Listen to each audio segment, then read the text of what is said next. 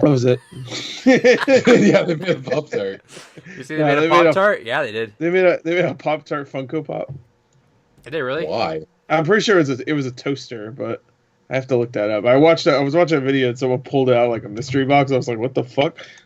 I think it was a toaster, and they named it like Freddy Toaster or some shit. I was like, what the fuck? Fucking what, mate? I know. Pop Tart, Funko Pop. I'll Ah, make Funko. I'll make Funko. Oh, I put Funko Pap. Yeah, like melted the it's gonna toaster. be a fun pop pop. Yeah, yeah, melting the toaster. How much is it worth? Oh, it's rare, probably. All those fucking ad ones are rare, like Tony You, the Tiger and shit. if you had a Toys R Us giraffe one, would you keep it or you sell it? That one's not that rare, so I'd probably sell it. I thought that one was rare now. No, well, it probably no, it is, but like there's rarer ones. Like I said, the Tony the Tiger one has been like $500-$600 for a long time. But Jeffrey, I'm not sure. Sure, let me see. No, that's not it. There's like a flocked one that's rare. Yeah, that's what I was thinking of. Welcome to the Blue Rupees podcast, where we talk about Funko Oh, Pops. hey, what's up? How you doing? Did you know they What made a up? Funko Pop? No, they made a Pop Tart. Okay. Yeah, I guess the flocked one. Wait, no, that's the flock. All right, someone's trying to sell it for 7,000. Yeah, that person. I respect those people. Every other one I see is like 50, $60. Oh, I respect that guy. He's going for the hustle. He's like, some guy's gonna fall for it. Oh, this I'm guy's trying to rich. sell it for 5,000. Oh, wait, hold on. Maybe it's like, is there something special about him? Yeah, the store's gone. Well, I guess it's back now, but Oh, okay. I see. It was too soon, and then it changed to being not soon enough. This one has some of the blood of Christ on it. the actual blood of the giraffe. Actual giraffe blood. They slit its wrists and gave it to this Funko Pop. Now it's worth 1,000 or This is whatever. the Blue Reese podcast. We talk about video games. We do that every Thursday, probably Friday soon. I think we're gonna probably have to swap to recording on Thursdays because it just seems like everything just happens on Thursdays now. Like it Yeah. already sounded like that to begin Well, with, but it's looking a lot more like it.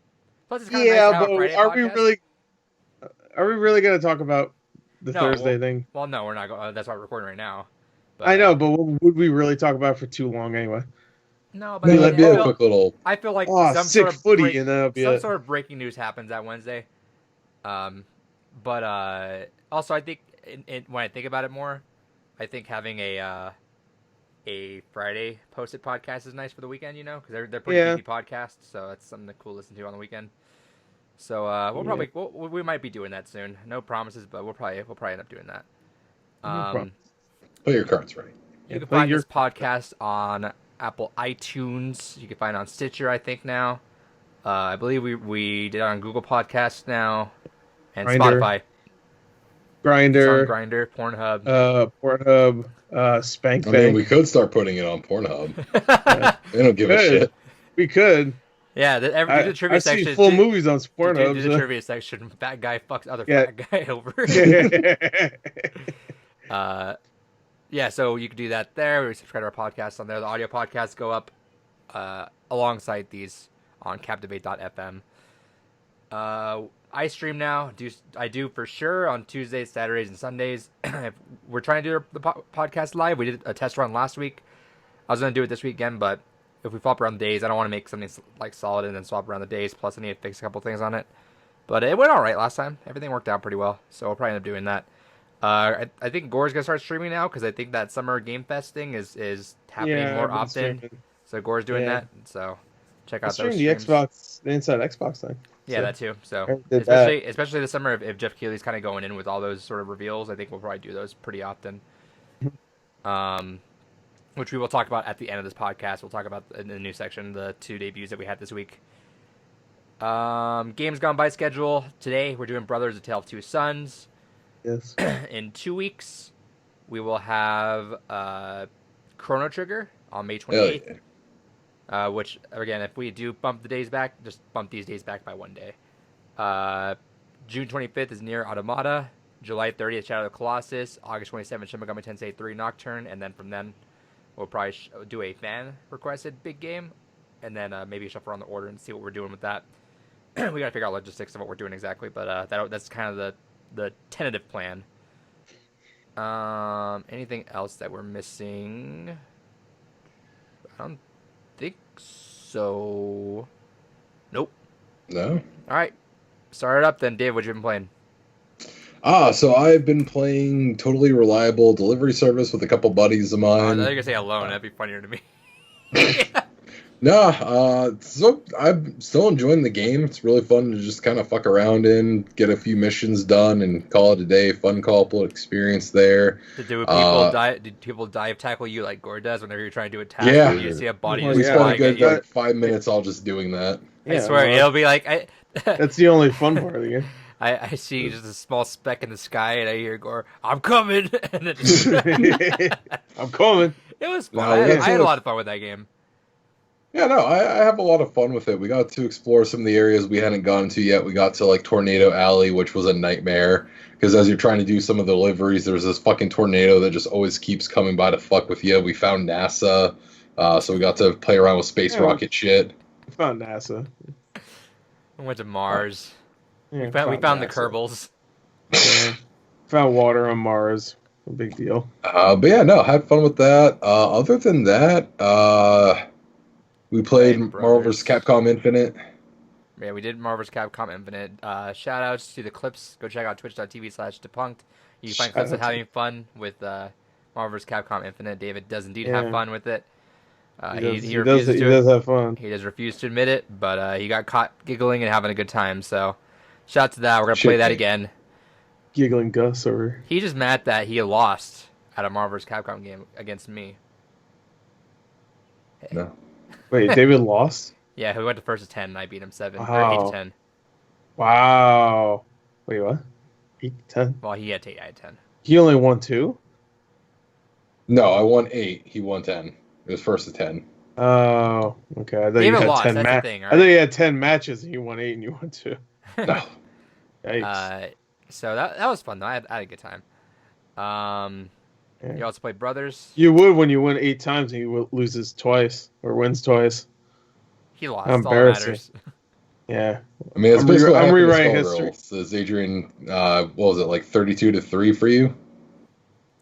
Yeah, but you have history with those games, dude. There. But, no, yeah. Wow, played he beat Brothers. you 32 times, David? No, I that's beat him sucks. 32 times. And what? Skullgirls. That makes sense. I still don't understand tag systems, but apparently Marvel's Capcom Infinite just really clicked with me, and I was able to do a bunch of tag combos. I think it's because it's the active tag. I think because you're more directly controlling it, it just kind of felt more like how Tekken's was. Or I'm good. Possibly. Alright. Yeah, I played Brothers. Just did that in one little sit-down session. We'll go into my thoughts later. Will it be another game that I say I hate right up until I reveal that I actually liked it, or do I genuinely hate it? Find out later. If you genuinely hate it, then you're a fucking moron. But it's just straight up. There's no excuse for as it. the creator would say to you, Yeah, fuck the Oscars or fuck the David. fuck the David. And then other than that, been playing a shit ton of Persona 5 Royal. Where are you now? I'm finished the fourth palace. Okay. Yeah. So you finished Yeah, the bullshit one. Yeah, I don't think it's that bad. That's a terrible boss fight. No, wait, no, you're not. Never mind. No, because I think you're thinking No, of the fifth one. Yeah, it's one of it's the never mind. You're not there yet. Yeah. You'll know when you're No, there. I'll be there. Yeah, no, I think that's the next palace if it's what I'm thinking of. But yeah, I'm almost to the next month segment, which follows along with that palace. But yeah, no, really enjoying a lot of the changes in the game. I really like what they do with Akechi's storyline in this one. So much better. It is so much better.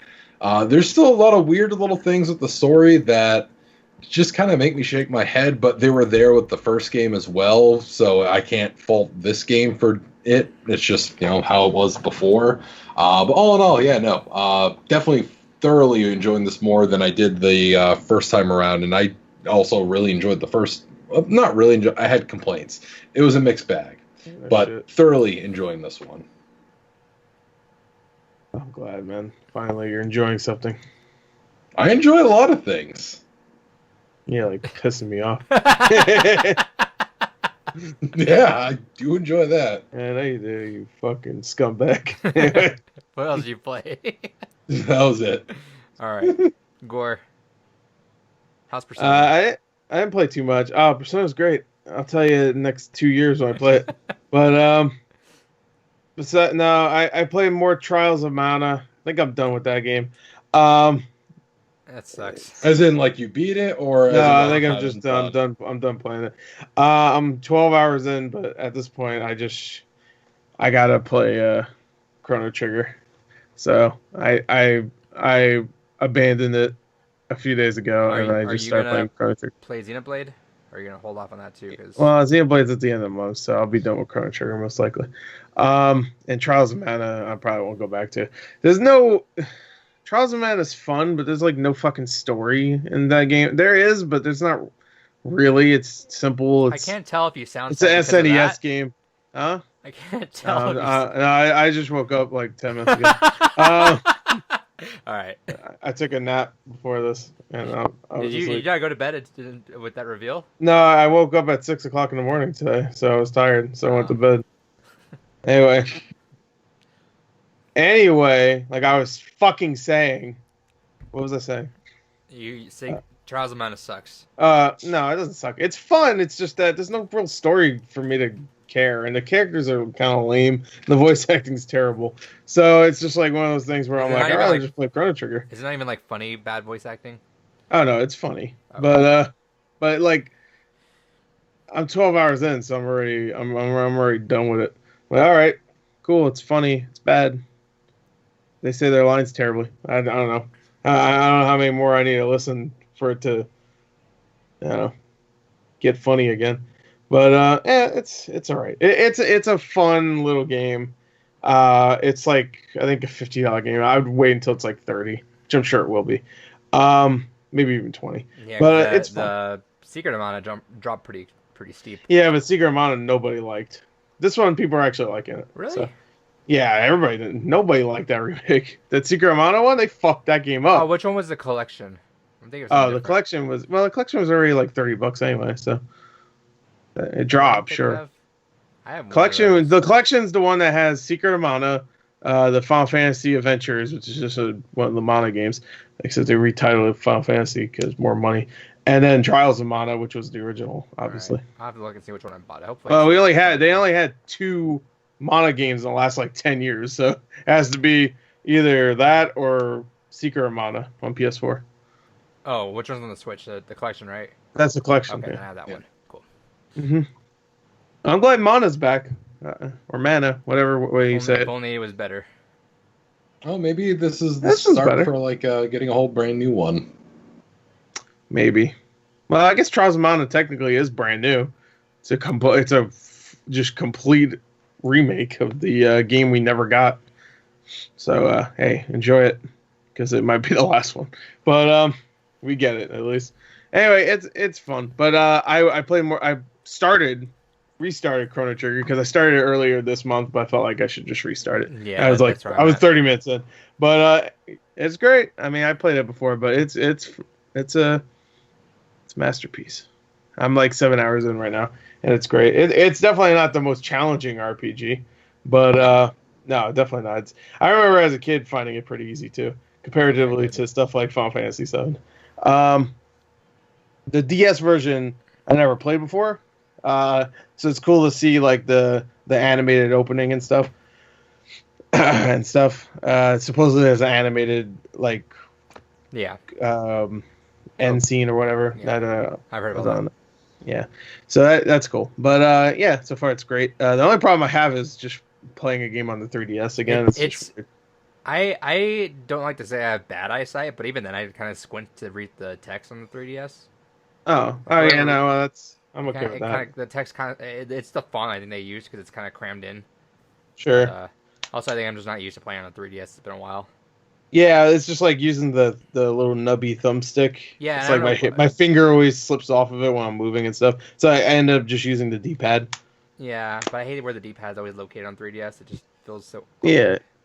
it feels weird because it feels like you're barely holding the 3DS up because you're like you have like one thumb on like one giant side of Yeah. it's weird, but it's great. I mean, you can move if you want to be look like a dickhead. You can move the character with the stylus. I appreciate Just them do doing that. that, but I'm not gonna do it. Yeah, no, I wouldn't do it either. But you can do it if you want. I mean, a lot of us DS originals had to do that for a lot of games. Yeah, they gave you the little remember the thumb pad thing that they had. Yeah. Well, even that some. Oh yeah, you talk about the second. I think they give it to you in Metroid. You attached to your thumb, and he was able to like you could like drag it around the screen because that's how you looked. Oh, that thing. Yeah, I know Yeah. you're talking about. Yeah, yeah. That shit was stupid, but a lot of people had to like get used to it because a lot of games you could only control it that way, like that Metroid game. Yeah, So that was so it's just weird. like if you play like Dementium, which is the horror series on DS, that's the only Yep. way you can play it. So you're just fucking moving the It's like they had thing. to add the give you the fucking stand for Kid Icarus. Yeah, yeah. That's stupid ass thing. But yeah, anyway, besides that, I don't think I played anything else. Um yeah, no, that's it. Nice. That's it. I finished Final Fantasy VII Remake. So that means our spoiler cast is next week for Oh, remake. Um, and I got convinced to go through the original, but because I am like way anti RPG, like in the mood right now, which kind of sucks. Got to go through Chrono Trigger still. I'm like trying to kind of pace myself out, so I'm gonna just get to the part where FF7 remake ends in the yeah. original, which shouldn't be long at all. I'm like halfway there. That's what I Yeah. did Yeah, when I so played.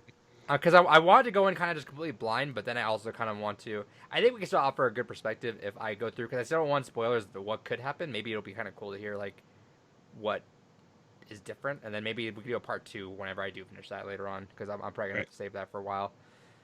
Um, but yeah, so I did play that. I did say I am very surprised at like how much filler there is in remake. I was never sure. I know people were talking about filler being in that game. I was like, huh.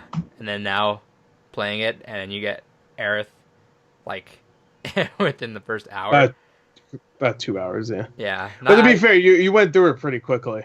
Like because I didn't you were going explore, through huh? text really quick.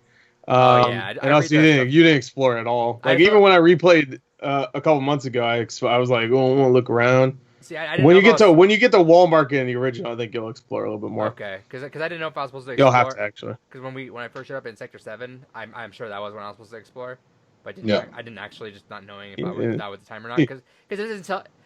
So the red arrows are those where you're supposed to go, and then No, everything else. that's just exit and entry points. Okay, Yeah. so you're kind of feeling. I got to remember that this is like back then where it wasn't as like streamlined.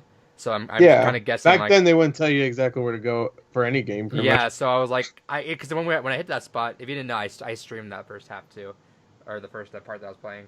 I didn't. If you remember, I was playing. I didn't know if I was like, oh well, I guess I can go this way first because I hate that in RPG games where I'm like, you know, when you take a path and you're like, all right, I'm going down this path, and you're like, oh wait, no, that's the way I'm supposed to go. All right, so then you come back and you go that way because you're like, all right, well, that's the way I go, Oh, so I'm gonna go. Chrono Trigger has that, so Yeah, Yeah. Chrono Trigger has that quite a bit. I think pretty much every JRPG has. Yeah. I feel like any game that has any form of exploration has all those moments where you're just like, I don't know what the fucking right way is. See, I don't want to go the right way because then I'll miss out all the side stuff. that's what I appreciate about remake, where it's like, whenever you do something like, hey, if you do It's this, just one. It's just one. Like you just go that way and that's no, it. no, no, no, it's like, hey, if you do this, you can't come back and you're done.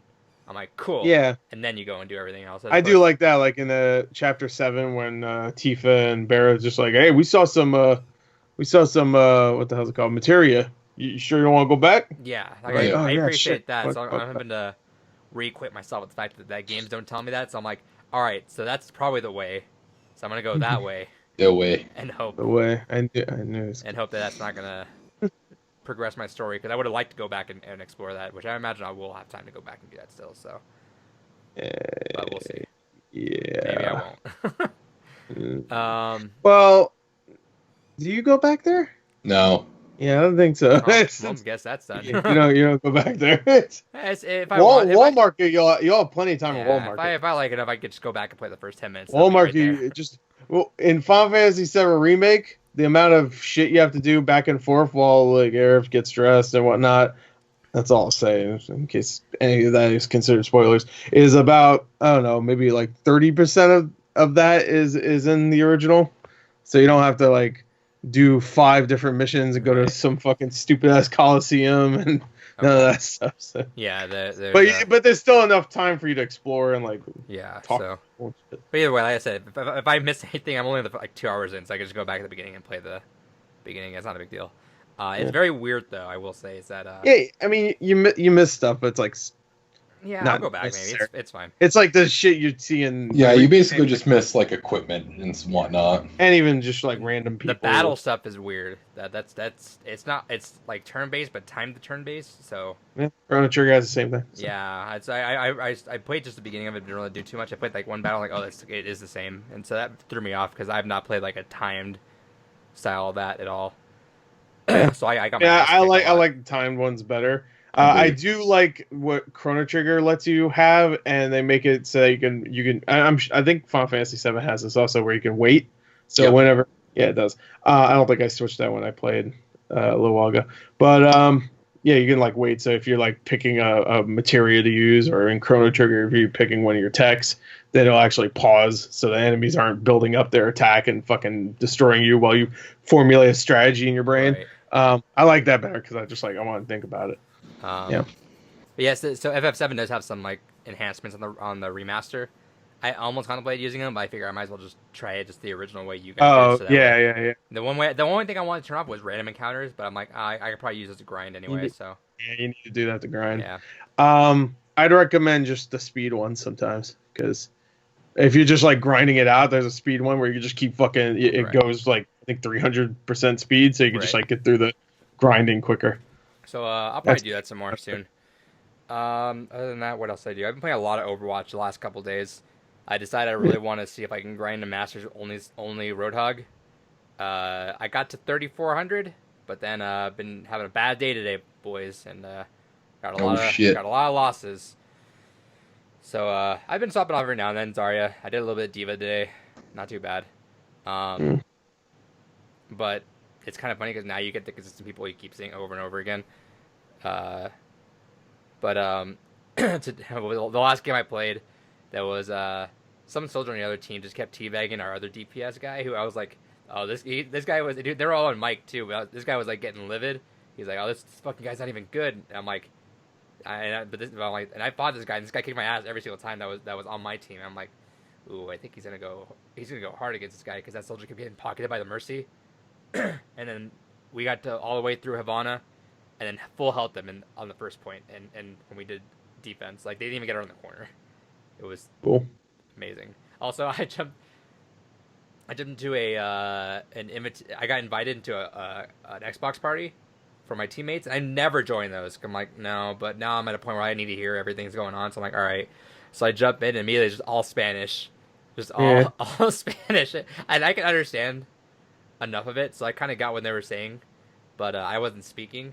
It's until like almost 10 minutes into the match, they knew I was in there, but then they asked in Spanish, they're like, do you understand? And I just replied back a little bit, and all of them go, oh! And then like in really, really rough English at the end, when we won, they go, GG's paramedic. I'm like, thanks, man. It's been fun. That's cute. Okay, that's it. Or you're a tired boy. You need a 5-hour rant. I mean, you could be saying more. You'd be giving me a little bit more, David. Huh? You're not tired. You don't know me. Gore's tired of you. Tired. Look at that stupid ass smile. You look like a fucking kid that just figured out what humor is. Dumbass. Stupid. You ever see a little kid and their smiles? They always have the goofiest looking smiles. Well, True. Maybe that's just all the kids in my family. Well, they have goofy smiles because their teeth are growing in and stuff. So like one tooth's all big and the other one's all kind of lopsided. No, it's just I think it's just because they're fucking stupid. If you're a kid, you're dumb. That's okay. You'll get now smarter. we're good on Copa, baby. Yeah, there you go. Fuck kids. No, don't fuck kids. No, not like that, idiot. I gotta do You gotta that. specify. We're on definitely the internet these days. We're definitely Copa safe now.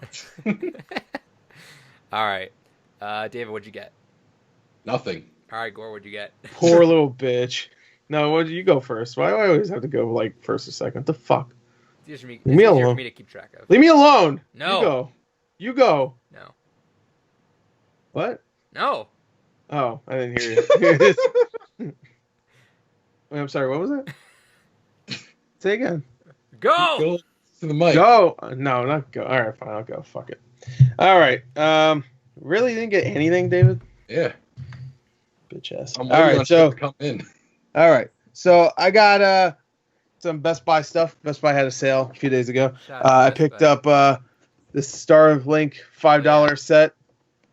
What? Hell yeah. Yeah. Oh, okay. I thought you had something to say. No, I'm cheering you on. Oh, thanks, man. It's Thanks. really hard to spend this money. Yeah, $5.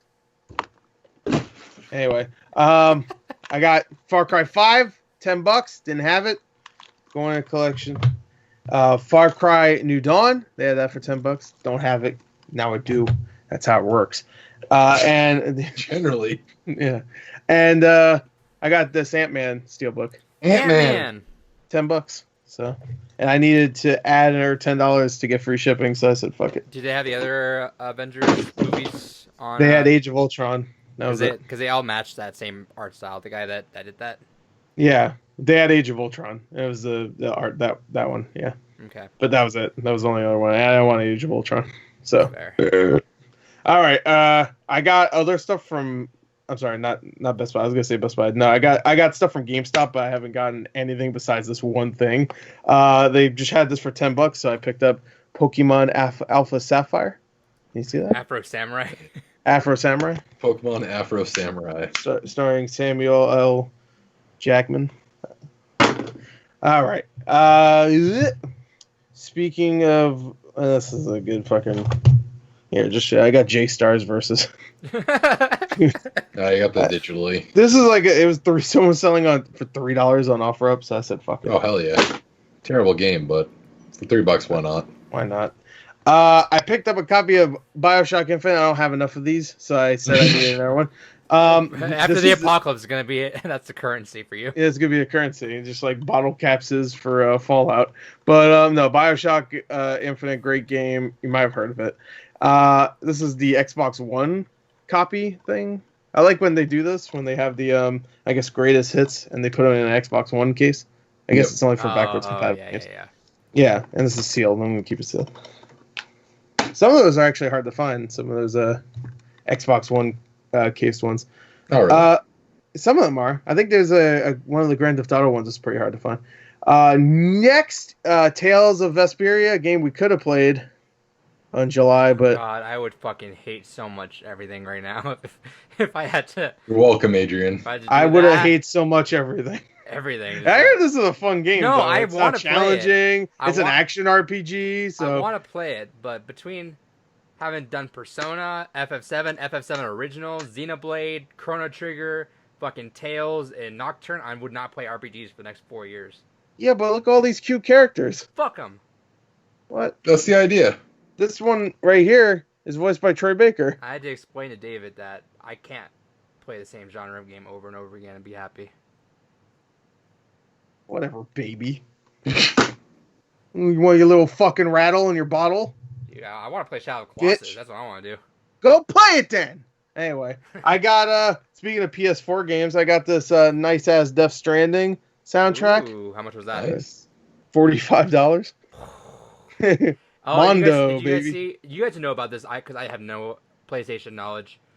They put out a vinyl of Vib Ribbon. What the fuck did you call me? Is that what it's called? David? What? Vib Ribbon? Yeah. Yeah, and everyone's going nuts over that. Is that a reason? I don't know. Have you not played that game? No. It's Vib Ribbon. That's a PS1 like music game. I want to say. Am I saying And that I right? think it was honestly a really obscure game. I don't know much about it. I think I've watched like a YouTube video on it or something at one point, but I have no personal experience with it. Yeah, You know like what's the shitty part about this is that this is just a score. So just the score. So that means that's none of the fantastic actual. artwork though. Like I love And that. they have another one up right now that is the songs. So if you want all those songs that play randomly, this is just the score. It doesn't matter. I added it for my collection because I have the other LP they did that I got back in 2016. It is good artwork. I got 4 PS4 games. I got them for pretty cheap. Sorry, PS2 games. Yes, that's a PS4. I got SpongeBob SquarePants the movie game. Hell yeah. Hype. These are all $5 each. Scarface The World Is Yours. Fuck It's like yes. a $30 game right now. I already have it, so that's gonna be sold. Spyro A Hero's Tale. Fuck Classic. yeah.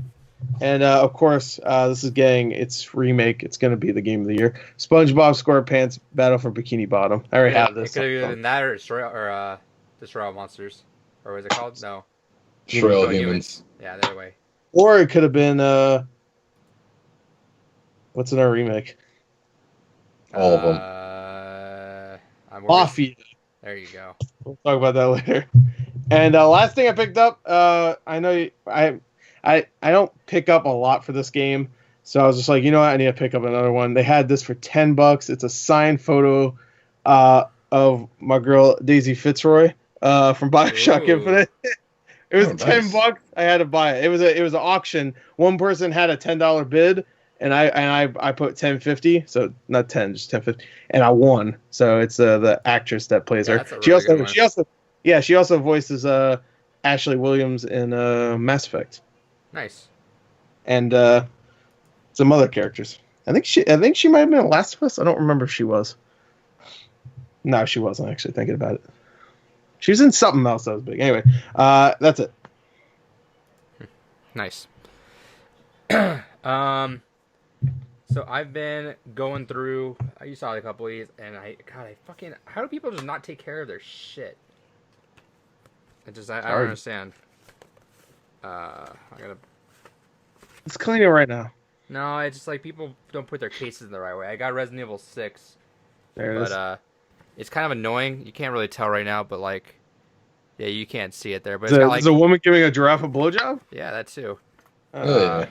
I hate when that No, happens. it's like, you see how like that's there is obviously they had it fucking imprinted, so like Yeah. in case the artwork you could just see the fucking imprint on it. I guess I didn't show you, but this. Here, can you see this? Can you see What do people poopage? do with Yeah. their fucking discs? It bugs They the shit out of put me. it in their ass.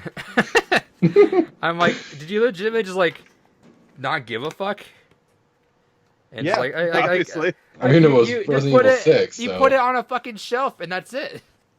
David did say the correct. What was It was It just was Resident Evil 6, so I mean. Resident Evil 6. If it was Resident Evil 4, it would be clean, immaculate, and beautiful. It would have like I- 5 versions of the game on it too. I was telling on my stream because I've been bugged the last couple of days because I can't find a couple of my GameCube games. It's kind of bugging the shit out of me.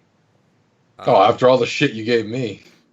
Well, no, I said I felt bad for you. What are you talking about? That was Gore. That was like. Oh, it was Gore. Never mind. I'm sorry. I haven't lost a single thing, so Well, you wouldn't know for like years. I actually gained a couple of games. Weird, like a Fire Emblem game. Yeah, Weird. Some Shimigami trash. I don't know where that came from. I can't find a couple of the Pokemon XD, Coliseum, and Fire Emblem. And Fire Emblem being the shit. big boy Fire one. Emblem sucks. Yeah, that's a big $200 fucking game. purchase right there. Yeah, and I'm like, if someone stole it, they would have had to like know that Fire Emblem is like. Well, I think every Fire Emblem game is worth money. No, but like you'd have to know if you took like, because I had other because there was like a point where I had like a bunch of GameCube games just stacked around there. Yeah. I'm like, well, if you stole like 3 or 4 of them, why didn't you just steal a large chunk of them at that point? Like, fuck it. I mean, they only had room for 3, and they were like, 3. I know Pokemon and I know Fire Emblem. Yeah. And they slipped it down their pants and fucked So off. like, but I've literally flipped through like my entire place like twice at this point. Like, there's like not really many places to look at this point now. So I just don't think they're here. But I'm still kind of confused. I'm like, why would it be those 3? But that's been bugging me. So I hope they're around here. That'd be nice. Because if it's not, then I'm just gonna be kind of like paranoid of like. I just have bad anxiety on people stealing shit because I'm like, well, now I don't know what to trust and what to have out here. So, hey, don't fucking trust anyone. Trust no bitch. They're all fucking guilty. Let's to live by. Yeah, so that's kind of bugging me. So I hope I can find that. Ever since I had my Soul Calibur 2 and Red Dead Revolver stolen from somebody I thought was my fucking friend, I've been like, hey, you empty those pockets before you leave this place, or I'm gonna put a knife in your chest. I don't say that. That reminds me of the what was it? That that meme of the kid. Make sure you watch your own back, and it's got the himself. Don't trust anybody, even if it's yourself. Yeah. It's just a gun pointing at himself. It's a classic. Yeah. God damn it! I hate when people just don't take care of their shit. Let's see. I got more stuff. I got a lot of stuff coming. Coming from the guy that lost 3 games. Yeah, but at least whoever has those 3 games, they are good looking fucking games. They're fucked up though. Like they're broken and shit. I didn't realize this is like a hard game to find, but like not even a good way. Is Infamous 1 because the collection pretty much replaced it. Right. So like having to actually, I was scouring eBay looking for this like anywhere, and I could not find it. And then I went to the game shop because I was picking up an Xbox HDMI adapter. I'm like, do you have Infamous? Oh yeah, $1. I'm like, cool, I'll take it. $1? $1. I also picked these 3 up because he happened to have them, and I was asking about those. They're all the Resistance games. What are they, $1 each? About 3 to 5 each. Yeah, it's not bad. Not bad. Like Infamous was $1, but those shitty games are 3 to 5. Because Infamous is like apparently just everywhere. Yeah, someone say it's just famous. I got that. That's a wireless phone charger. Put it on your phone and it charges. Isn't that Tony Stark's heart? Or... Yeah, it's like charging it on his heart. Oh, it's a piece. If you haven't seen Endgame by now, then I'll tell you. Let's see. I got this in the mail. I got Persona 3. David didn't give a fuck. Oh, FES version. Hell Who yeah. the fuck was that? Got a delivery of a Blizzard. What? From who? One of my buddies. I don't have fucking people bring me drinks. Blizzard's not a drink. Well, whatever. But it's also, I gotta open it. The liquid. Because yeah, I saw. You can hear it. Oh, I was like, what are you doing? Yeah, like, I got it. Doing some, like, the noise isn't loud enough. But I got Persona 3. That's neat.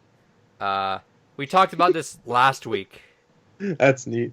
We talked about this last week, and I was talking to you guys about this, but I haven't talked about it on a podcast yet. Is that Silent Hill is hard as fuck to collect for? Yeah.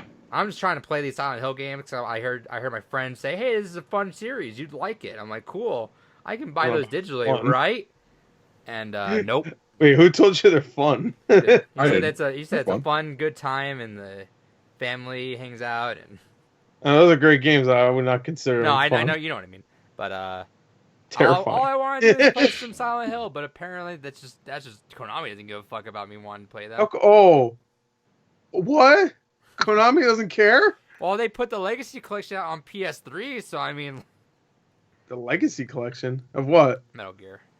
Oh yeah. Well, you know what? Metal Gear makes sense because that probably makes a lot of money for them. Mega Gear.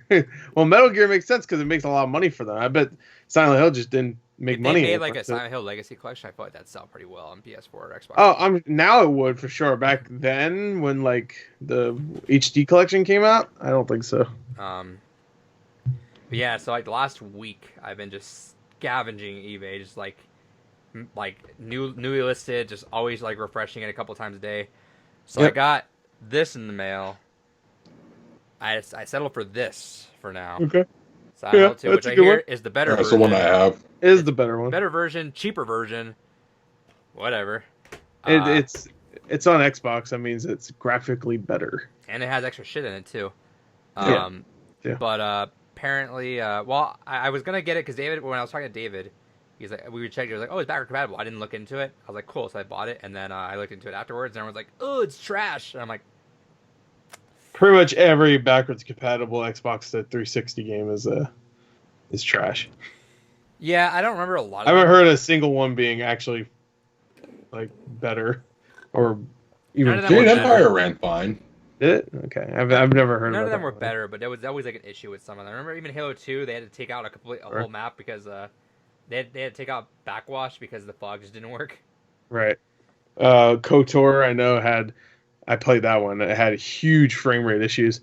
To the point where if you saved, it would like take like 30 seconds for it to save. I remember I was like, this is weird. Jesus. And I had one problem where it deleted my save too, but I think that was just my Xbox problem. Nice.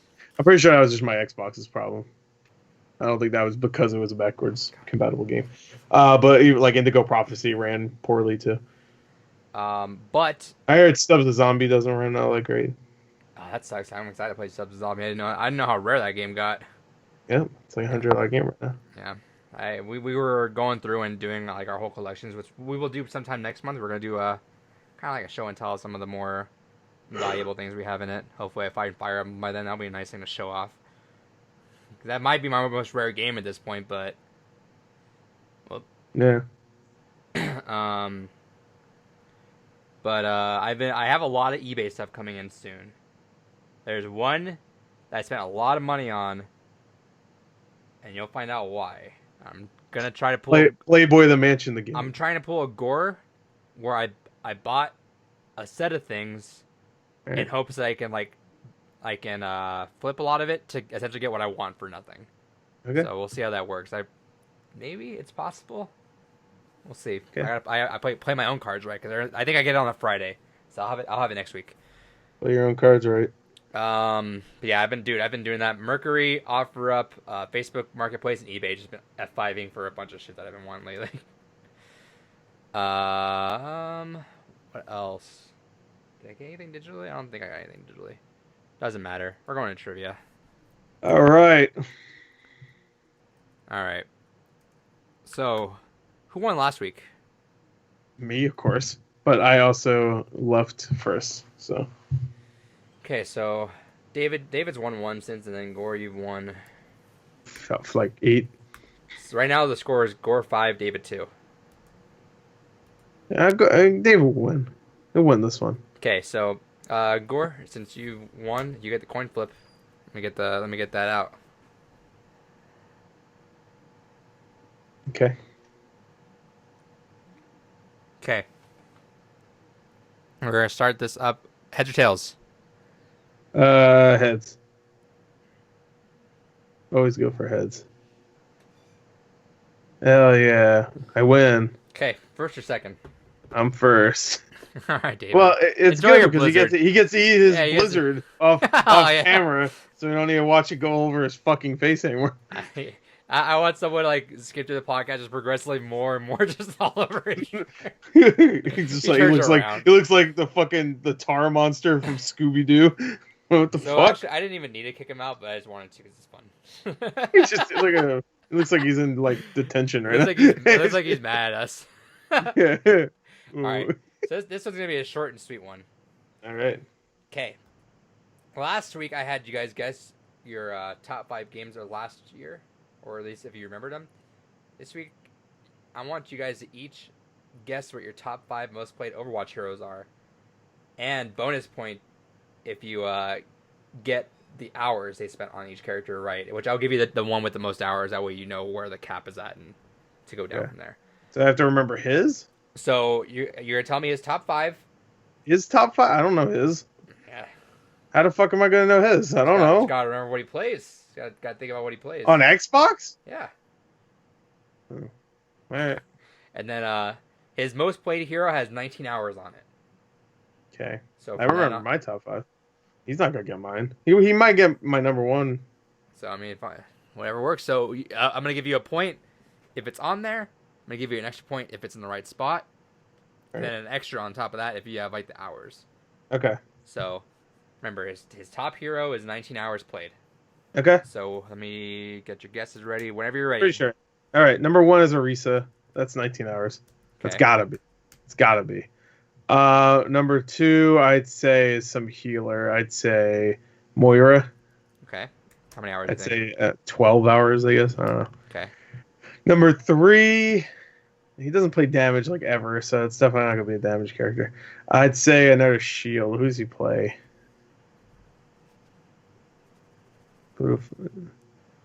Play Reinhardt? I don't remember. I don't know what else he plays. Actually, I'll say another healer. I'd say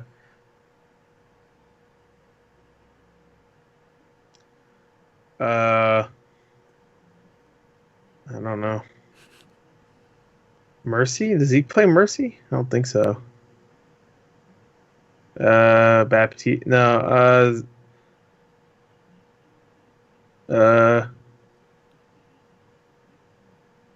Mer- uh, Are you trying to remember all the healers? no, I don't know Oh, what he okay. plays. I I don't pay can't think of attention any to other. him. I don't think I think he played Zarya sometimes. I think, but besides that, I can't think of any other tanks either. I guess Reinhardt, but I don't remember if he played Reinhardt. I know he plays a lot of Orisa. Every time we're playing with him, and he's a tank, he's Orisa. Does he play Sigma? I don't know. I don't pay attention to him. I don't care. I like how you Normally, play I healers sometimes. don't You're like, I care. don't care about it. Yeah. Even if I'm not a healer, I don't really give a shit. I know I'm not gonna get heals, so it doesn't matter. I'll say Baptiste is number 3. I think he played Baptiste. Okay, and how I many think that's, hours?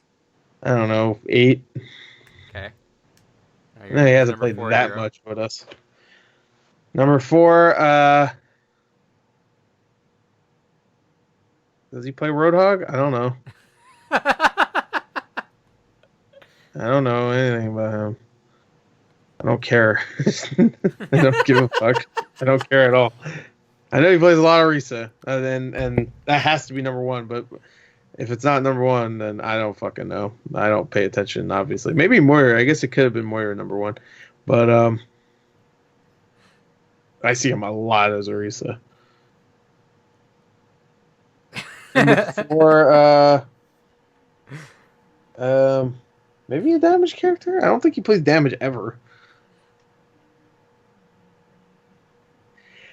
I'll say, I don't know, one of the tanks. Any of them cares. Reinhardt, fine. How many hours? I don't fucking care. 1, 10. Okay. Anyway, 5. Okay, last one. Last one. I'm gonna say that's a support. I'll say that's Mercy, maybe. Just a Mercy? random times he played. I'd say 4 hours for her. Got it. All right. Okay. You're in. All right. I bring that loser in. Now, I can tell you my top 5, but Let's see. at least I All think right. I can. Sent it out to him. He's, Back probably, loser. he's asleep right now. He's contemplating. He's just like looking at that blizzard. He's just sleeping. Nice ice cream. Now it's sleepy time. Welcome back. Can't hear us. He looks like the microwave guy. I just realized that. The microwave guy. Yeah, you ever watched Is It a Good Idea to Microwave This? The guy that's a cameraman. He looks like him. No, Yeah. no, I don't. I know. Don't breathe this. The blender guy. Don't breathe this. Yeah. Don't Yep, breathe this. You're muted. One tap. There you go. Yeah. All right, David. Short. We're doing sweet. Blender trivia. Nope. Short, sweet, to the point. You're gonna guess Gore's top 5 most played heroes in descending order, and I'm gonna give you his max hours. So you get a point if it's the right hero. You get a point if it's in the right spot, and then you get an extra point if you have the hours guessed. I'm gonna give you the top hours. So, for example, Gore's most played hero is 153 hours.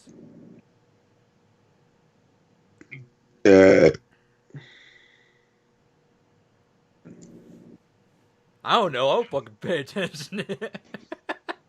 Oh. I'm just trying to think of, because you guys have been playing for a long ass fucking time. Yeah. So I only know what you've recently been playing.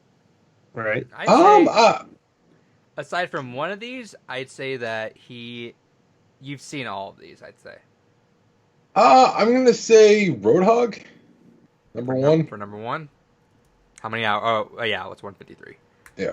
Okay. What's his second? Second most played.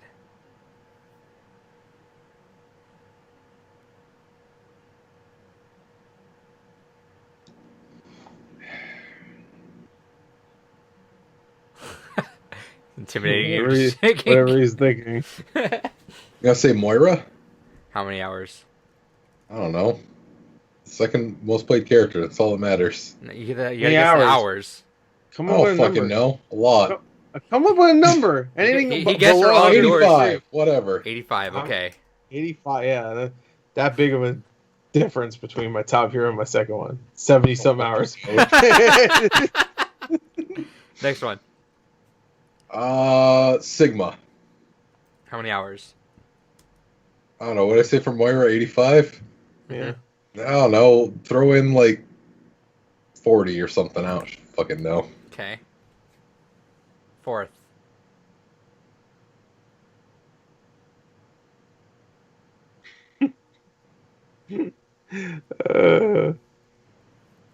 I know you've made a comment recently of like, I've barely ever touched this character, and now they're like in my top 5 most used. But I would think that would be for your number 5 spot.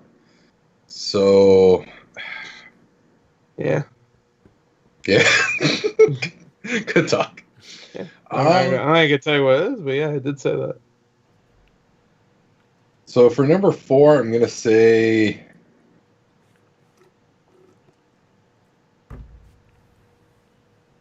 Mario. Giant Sonic. Luigi. Think green. Don't think that. That was that was a lie. That was a red herring. Yeah. I don't know. We'll say Hanzo. Why not? Okay. How many hours? Why not? 74. You went from 153, 85, 40 to 74. I know what I said. Well, I mean, you know that's the whole 40 to point if 70. you get that. All right, he meant I'm 34. not gonna get those right regardless. You don't know. You don't know.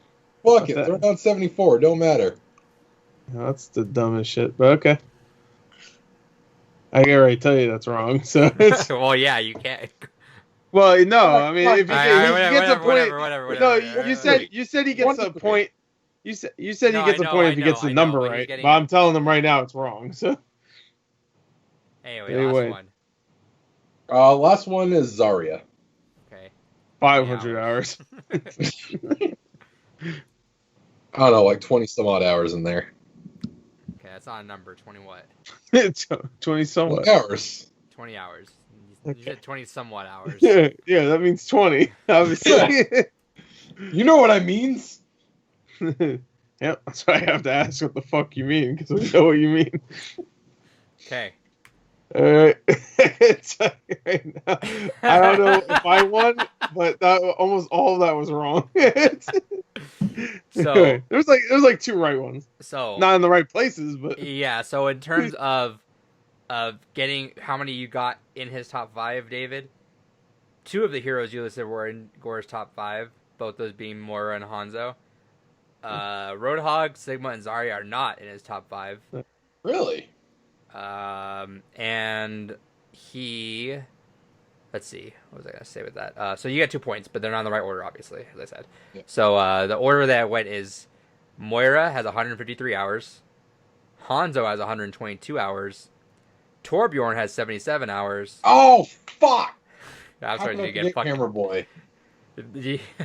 Literally, he makes a comment every time he gets played at the game when he's like running it. So the one I didn't think you'd get is Soldier 76 to 52 hours. That was like really early on, I think. And then McCree with 43 hours. Yeah. Number 6, I think, is Sigma, isn't it? Number 6 Sigma with like 42 or 41 hours. So almost. Right. You got the number almost right for Sigma, but he wasn't in there, so it doesn't matter. He said 40 for Sigma, so. Yep. I think he did, unless he said like 80 hours or some shit. He went back up. But he wasn't in there, so it doesn't matter. David, for you. Yeah, I might have gotten all of his wrong. I know one definitely not. There's no way, but all the other ones, I couldn't think of every time we play. Yeah, I couldn't think of anything you played though, which is funny. Besides one, which is Orisa. Okay. That has to be number 1, right? So you're right with that. Orisa is his first with 19. Yeah. So. There's no way to look up my Blizzard account just in total. It doesn't give you like a total breakdown of your whole Blizzard account for it. Xbox. Right, he doesn't watch you play on PC at all. I mostly play Lucio on PC. Well, that doesn't count. Anyway, Gore, you got you got 3 of his right, so you win. All right, but which ones? So his second most played, Gore, you said Moira. That was his second most played. So far you're at 4 points because you Wait, how many hours? I want to know if I got that close.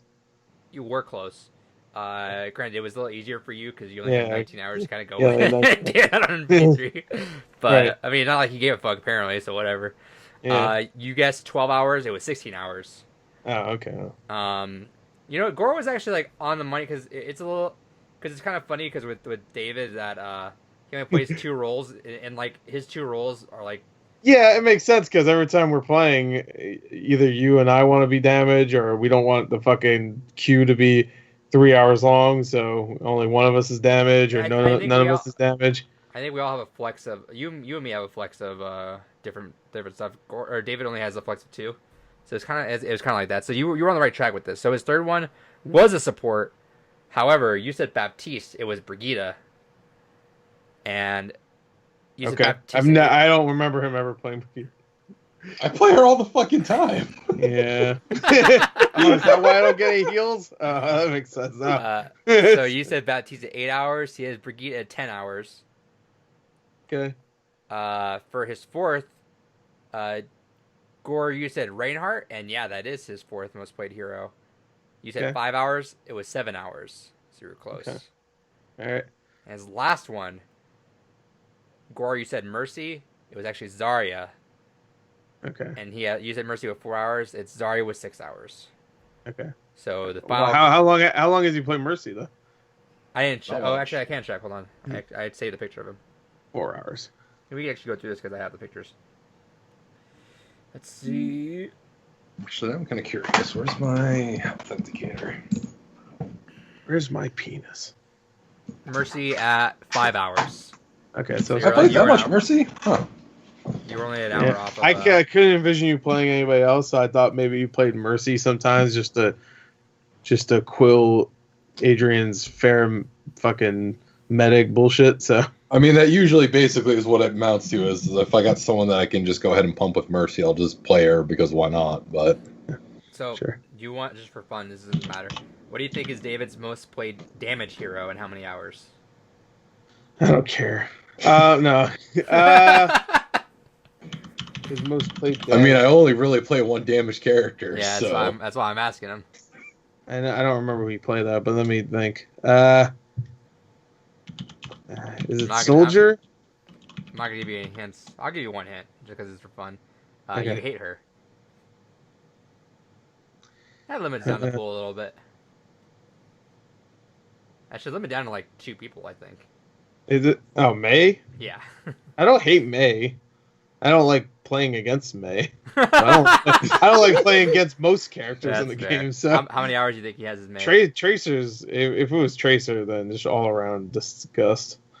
But I understand if you're a fucking pleb and you want to play shitty Tracer because you suck at games, but whatever. You need to break the law of time and space. But anyway, what'd you say? I'm sorry. How many hours do you think he has as like May? 2 hours. Yep. Okay. Everything else had to be. It had to be less than 4 hours. So, and I know he doesn't play damage that much. And just to give a rundown, since I have him here, Gore's 6th hero was Sigma with 41 hours. 7th hero was Diva with 39. And following is Lucio, Junkrat, Roadhog, and Reaper. So Roadhog wasn't even in his I think it was like barely like top 10. Yeah. That was his most played hero. Just recently. He doesn't really play Hog too much. I do whenever tank. Alright. It's either Sigma or Roadhog. Those are my 2 now. Roadhog's fun because you can just live. It's nice. Alright. Then I just remember some of your funniest moments being on Roadhog, so I was like, you must play him a lot. Some of my funniest moments. Yeah. The whole reason why I say, give me you now. Oh, yeah. I always say, give me you. So, unfortunately, this season of trivia is already off to a bad start. Gore, you're at 6 points. No, it's off to the same start as always. No. Well, no, actually, it was really close in the beginning. That's true. We were back and forth before. Well, no, you know what that means? It started off not close this time, but then it'll get closer. And you're giving him too much later on. Well, maybe we should give him like a particular. Overwatch is, I guess, for both of us, but it's more for me. So maybe next game give him like If David some tried, but David some even weird tried. JRPG. Again, I mean, to be fair with that one, I literally only played the same fucking characters. About it, I only remembered I two. knew Gore wouldn't pay attention really though. Moira and Orisa, those are the only two I know you definitely played.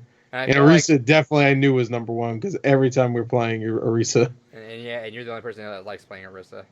And I know Moira definitely because you always get those weird ass play of the games. So Or it's always, So- I don't know what I did. I don't know what the fuck I did. And then you watch, he's just like, shit. Look off in the direction. Oh yeah, I need to do something. What's over here? Yeah, you're literally the only person that likes playing Orisa. No, I actually kind of like her now, but I rather play the other two tanks. I mean, yeah, because I'd rather I'm play used every to, other I'm used to Sigma with his shield, even though his fucking 1 second cooldown sucks. And Roadhog I like better. So, but if for some reason both of those were banned, or one of them was banned, and somebody else took the other guy I like, then I'd do Orisa. Roadhog's I like fun. Zarya. I like Zarya too, but Orisa I would like to get better with. Zarya's fun too. I'm glad I you, know, I it's know you fun. got to a little thing with Zarya like 2-3 months ago when we started playing. You Yeah. started playing Zarya for a little bit, and you're like, Yeah, it's one of those things where you have to really get you have to really focus used on to who's- playing tanks. Yeah, No, you just have to get used to playing tanks because if you want to actually play the fucking game, you have to be either a tank or a that's why I've support. gotten so many games that So- be competitive because it's sub 2 minutes for a queue for tanks. I'm like, all right, cool, just hop right back in. Yeah, that's why I need to really focus on getting my rank up on tank, but I don't feel like dropping from my rank. The So, problem is solo queue. and tank, I know I'm just gonna keep finding fucking stupid teams. So also solo queue tank is the worst to play yeah, because if one of you guys does not play shields, aka me, Yeah. and the other guy doesn't too, then you're just fucked. You just lose. yeah Unless you guys are like vastly better than the other team, you will lose. yeah. And I kind of feel bad. I'm like, hey, and you know what's good though is so far no one's complained about me. Everyone just complains about everyone else, and I'm just like, Yeah. you know that meme where it has I forget who it's the puppet that like that's looking this way and he has like his eyes like looking to the side right there, like they're not talking about me, and they're just, like all Okay. bitching at each other. I'm just chilling. I'm like, I'm good, dude. I'm good. No one complained about me. Don't bring me up. Oh, you know what? No, that's a lie. So what was it? It's a lie. Everybody talks shit about me. Last night, I played. It was last night or the night before. I was playing a game, and immediately the fucking Ana is like, "Hey, bitch ass fucking Pharamedic, you gonna fucking swap to Zarya?" And I was playing Hog. I'm like, no. Yeah, fucking why? I'm like, I don't feel like it. And then and he was talking with all his homies and everything. He had like a 4-stack in there. I'm like, all right. And then we're playing. No one. He didn't say anything after that. And then what was it? Halfway through that second round, what was it? I someone in the team like asked nicely, "Hey, can you swap to Zarya, please?" I'm like, "Yeah, sure. I'll swap if you just not a dick about it or whatever." Yeah, I said that to them. Yeah, dude, check out you. But then what was it? I called Reinhardt. I said Reinhardt's won. Yeah. And then they started like all laughing, like, "Oh, fucking Reinhardt, fucking speech impediment." I was like, just chilling. I'm like, What? then we got like rolled the fuck over because these guys are fucking like giggling, fucking over here, like laughing, and I'm like, you guys want me to call shit out or not? Because like I'm over here trying to like yell stuff at you and you're not paying attention. Then we lost and like at the end, fucking just got fucking shitty teammates every fucking game, lost every fucking game tonight. Just fucking always shit fucking people and their shit them. I'm like, maybe you just weren't fucking bitching the entire time I'm playing the game instead of like, oh, you said Reinhardt. He said Raid. There's no A. Were you stupid? I'm like, Whatever. dude, yeah, Jesus. I won like every other game aside from that tonight. So whatever. At that point, I would just really fuck this name up. Like, Reinhardt over there. Reinhardt. Watch out for the Reinhardt. Oh shit! There's a road dog over there. There's a rain hog. Watch out! There's a Mora. Watch out! Watch Anjo out. over there. Watch out, a Mario. A Mario. Oh shit! Zenyatta. Watch out. Dude, I would have totally fucked with. I would have called out shit that wasn't even happening. Yeah, like Kyle does it. Shit, Reaper behind us. Yeah, like Kyle does whenever he comes to the call. Watch out, Widow above you, Widow above you. Yeah, he's like, watch us play. And he gets that shot from the backside. Yeah, like, what the fuck? You said behind me. Well, now it's behind you because you look backwards. Yeah. Oh, you even say shit that obviously can't happen. Like, oh shit, a widow, a reaper, and a soldier behind you. You're like, what? If you said that 1 second earlier, I would spit out my drink. Even though there's like 6 people in front of them, you're like, what the fuck are you talking about? Symmetra's shield generator. It's around the corner. What? That was like 2 years ago. Watch out, Torbjorn's going loco over there. It's like, what? Yeah. Level 3 Torbjorn turret to the right.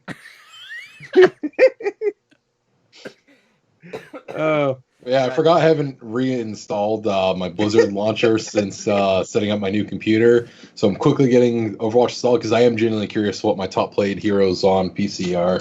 So that's where I have my most time still. So we will have that later in the podcast. Hell yeah. All right. I should have did that. But I'm over here like they're like cracking up. I'm like, all right, whatever. We lost. Congratulations. Yeah, you're right. We lost. Congrats. Yeah. I would have called out some stupid shit. Yeah, I should have in hindsight. All right, let's go to news. All right, news. All right. News. Or whatever. And everywhere, it's gonna be hot. It's gonna be hot.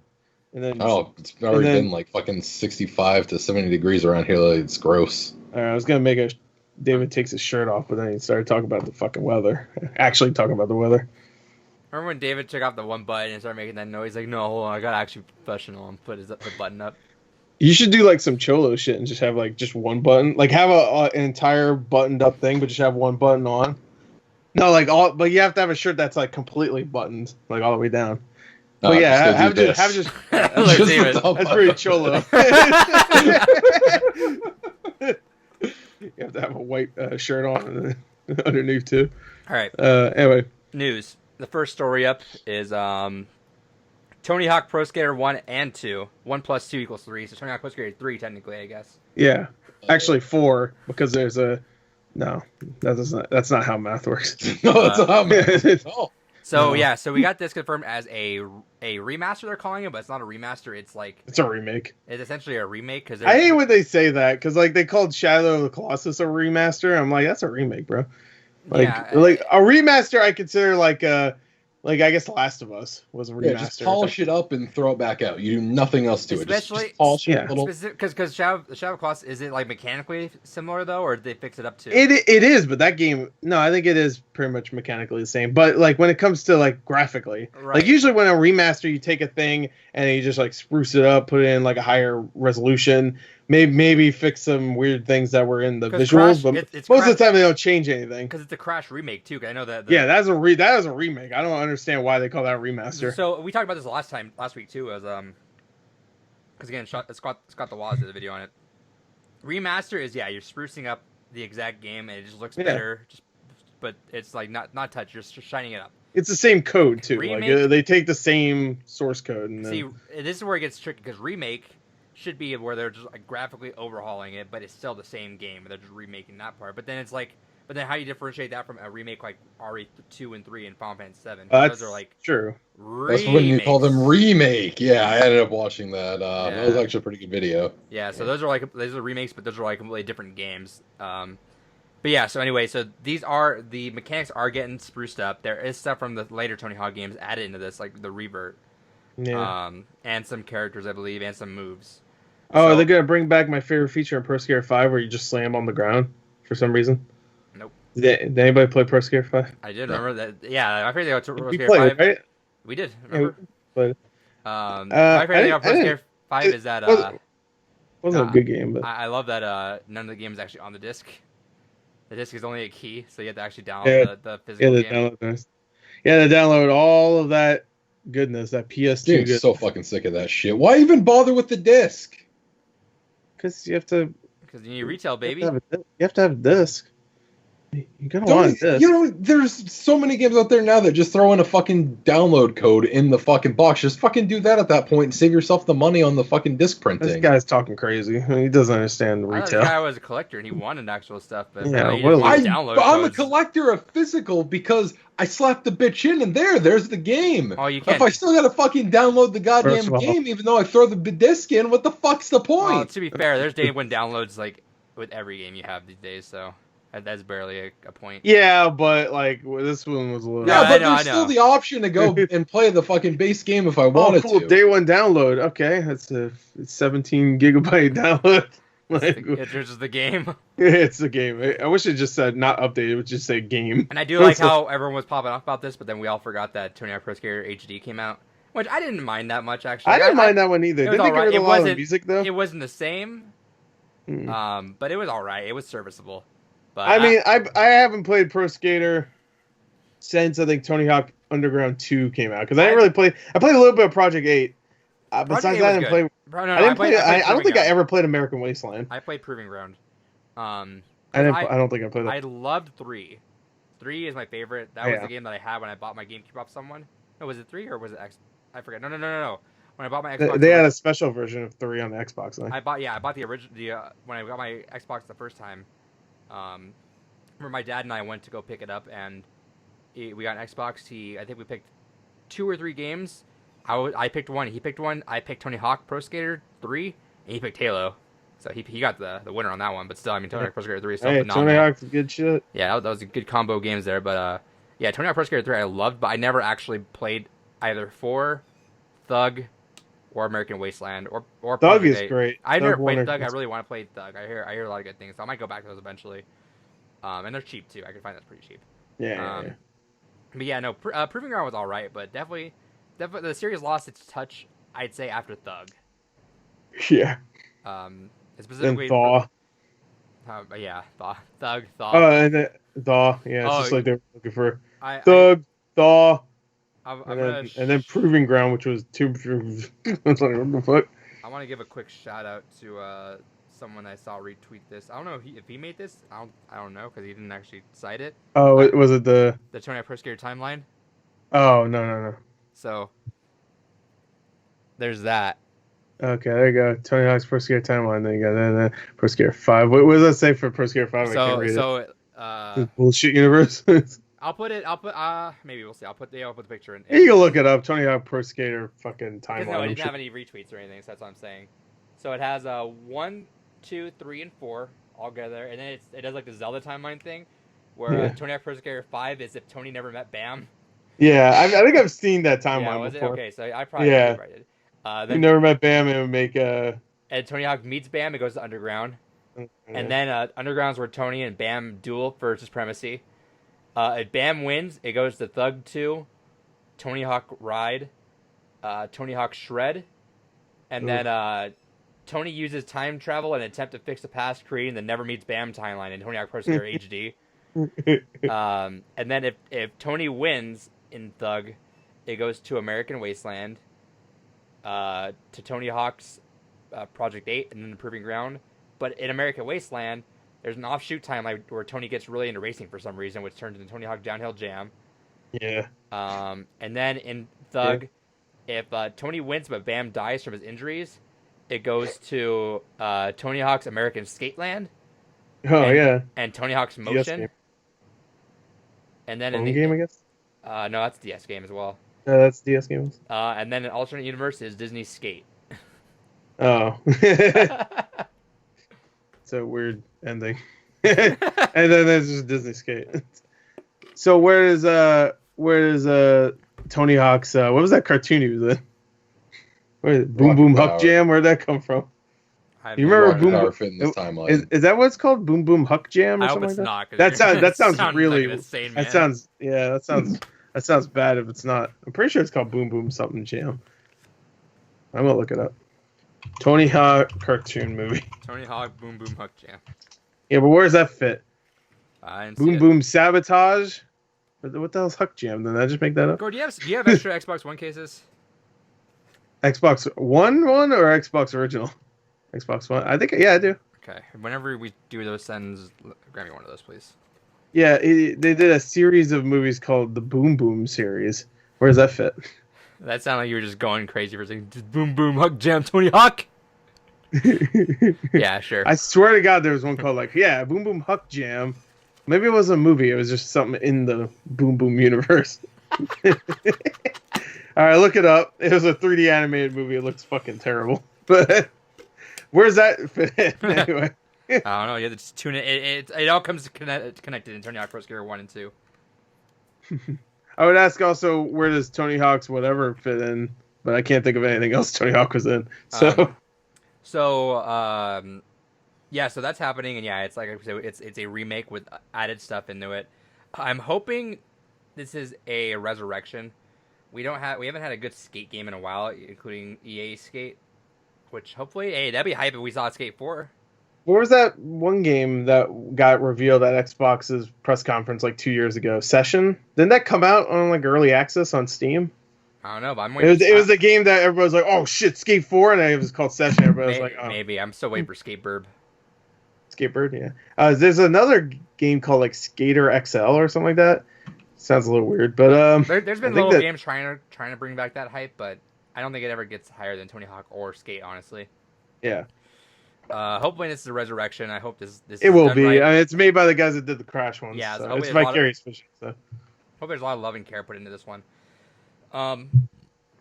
It's only $40, so that's $20 less than Pro Skater was when Pro Skater 5 was when it first came out. So, so and it looks infinitely better. Yeah, so I'm actually going to put a pre-order for that. And you get the actual skate deck too if you pre-order the $100 version. Collectors, yeah. Which that's actually kind of neat. I've been my contemplating fat it, but I don't really need to. And my fat ass on it, it's okay. But yeah, that's cool. That was the first reveal for Jeff Keighley's Summer Fest or Summer Game Fest is what it's called. It was the last one, Summer Game Fest. Yeah. And Gore was right. Session is on early access right now. Yeah, that's what I heard. There's a game called Skater XL also. I don't know if that's like the same shit or something, but like it looks the same. I know it's not the same game, but anyway, there's a bunch of shit out there. But if you want the real shit, it's coming September. I'm glad September 4th. Dude, I kind of wish it was coming like in July.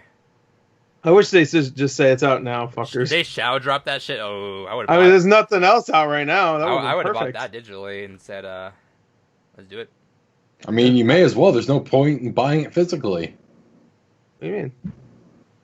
No, I was talking about Pro Skater 5. Yeah, we're talking about Pro Skater 5. How the fuck we know that? I thought we were still talking about 1+2. The game they just announced yesterday somehow. Yeah, imagine how fucking great of a shadow drop that'd be. All right, well, this is coming out, and it's coming out today. Bam, here you go. That was yesterday, right? I took a nap, so everything feels like 2 days ago now. Overwatch came out yesterday. A beautiful new morning, and I look outside. Perception of time has been lost to COVID.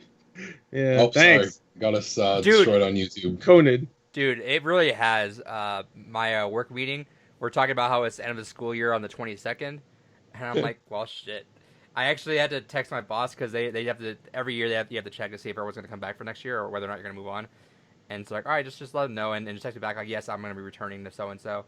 And I said that, and then she was saying like a happy face, and I'm like, I'm actually excited. I'm like actually excited to come back and actually get into it. And she's like, so I'm excited to actually be able to do my job. Yeah, she was like, yeah, you didn't even get your feet wet. I'm like, yeah, I might be one of the few employees that's like months and months into his first start that still haven't learned the basic stuff, but like not in a shitty way. So that's gonna be fun. But also we're kind of going hard with that right now. We're on the as of Saturday, masks are now required for every public place that you go to here. Yep, same here. And we were talking about another meeting we had where they don't know if this next school year is actually going to be a soft launch or something of school where like they don't think we're going to be able to like go in right away. So we're in it for the long haul, boys. Yeah, especially where we're estimating to get a second wave of this next year. So I mean, and then we're gonna get a second wave of this in fall, I'm sure. So, shout outs to a second wave of this. Shout outs to Tony Hawk coming in clutch. He's like, you know what? Fuck this. I got you guys. Let's do this. Shout outs to Riley Hawk. That's his son. I played as him in Pro Skater 5. Right. That's how I found out he even had a son. Like, what? I'm I don't know. really excited for this. That's definitely a pre-order for me, and I'm excited to play that. That's like Do you think when he had sex with the mother, did he do like some hang time shit like while he was on her? yeah, Like, he did a 900 in bed. yeah. And then right landed on. It's like, that's how you were born, Riley. Wait, born? All right. Tony Hawk knows how to skateboard. I He just doesn't know can't how flip women you work. out of her. But I feel like a Tony Hawk Pro Skater game is like exactly what we need. Like nothing like too crazy deep, because I feel like we're getting like all those kind of like heavy games right now. You know, we're getting Yeah, like, Last of Us, Ghost of Tsushima. we had Final Fantasy. Yeah, I don't know about heavy, but no, but I mean like in terms of like of content. mean, you yeah. know, like big things. Wedge is pretty heavy. Which one? Wedge. He's pretty heavy. I thought you were calling Wedge, Gore heavy. I was like, Wedge the game? What the fuck? I was like, oh yeah, the fat dude. How could I forget the only fat dude in the Final Fantasy universe? Yeah, and just about every Final Fantasy game. What? Yeah. There's always one fat guy. I'm so heavy. I'm so fat. I will appreciate- Someone punches him and be like, I didn't feel that because I absorbed damage. It was jarring that that you can actually name your teammates in Final Fantasy 7. Yeah. I didn't realize that. I always keep them. You could do that in Chrono Trigger also, just letting you know. I always leave them whatever their names are. Yeah, that's jarring to me because they're known as that character. So I'm like, that's I know, it's weird. But I'm glad though in hindsight because I named her Aerith. So Yeah. I'm like, all right, cool. I saw So that. forever in my timeline, this is never an issue. Eris. I think Eris sounds better, in my opinion. Well, it's because you've grown up with it. Aerith just sounds weird to me. See, now- Eris sounds like a real word. See, it doesn't sound like. See, name. now Aerith sounds, weird to me. Sounds like some bullshit. No, I don't like it. Aerith is just like air coming out of your mouth. Release the Snyder Aerith. cut. Release the Snyder cut. Dude, tweet that out right now, just out of nowhere. Really? Yeah, I like Aerith better. Release the Snyder cut. yeah. I'm gonna tweet that right now. Release the Snyder cut. I feel like you should hashtag release the Snyder cut for everything that's stupid. It's like, I had some coffee today. It was like lukewarm. Release the Snyder cut. All right. I fell down, but I didn't hurt myself at all, so I'm okay. Release the Snyder cut. I had tacos. Release the Snyder cut. I had tacos. They were great. Release the Snyder cut. All right. Next story. Speaking of Summer Game Fest, is that we had another reveal this morning. Yes, we and it did. had more gameplay than one of our other reveals. Well, technically not because No. it's an engine. Debut, Technically, Yeah, zero. but it's a tech demo that we got where But there was so still an interactive component. Gameplay where the woman walked around. So Yeah. this one was weird because, and like it's cool to have. I'll say this one I didn't really get into watching it just because I have expectations going into next gen that everything's gonna look a lot prettier. I don't really need to see I don't like tech demos that much because it's like we're so far off from all that stuff ever happening, and I hate having set expectations all the way up here, and it's like, well, there's a good chance we're not even gonna hit those expectations at launch or anything like that. So I didn't even really care about this. I think with Xbox One and PS4, they achieved that pretty quickly.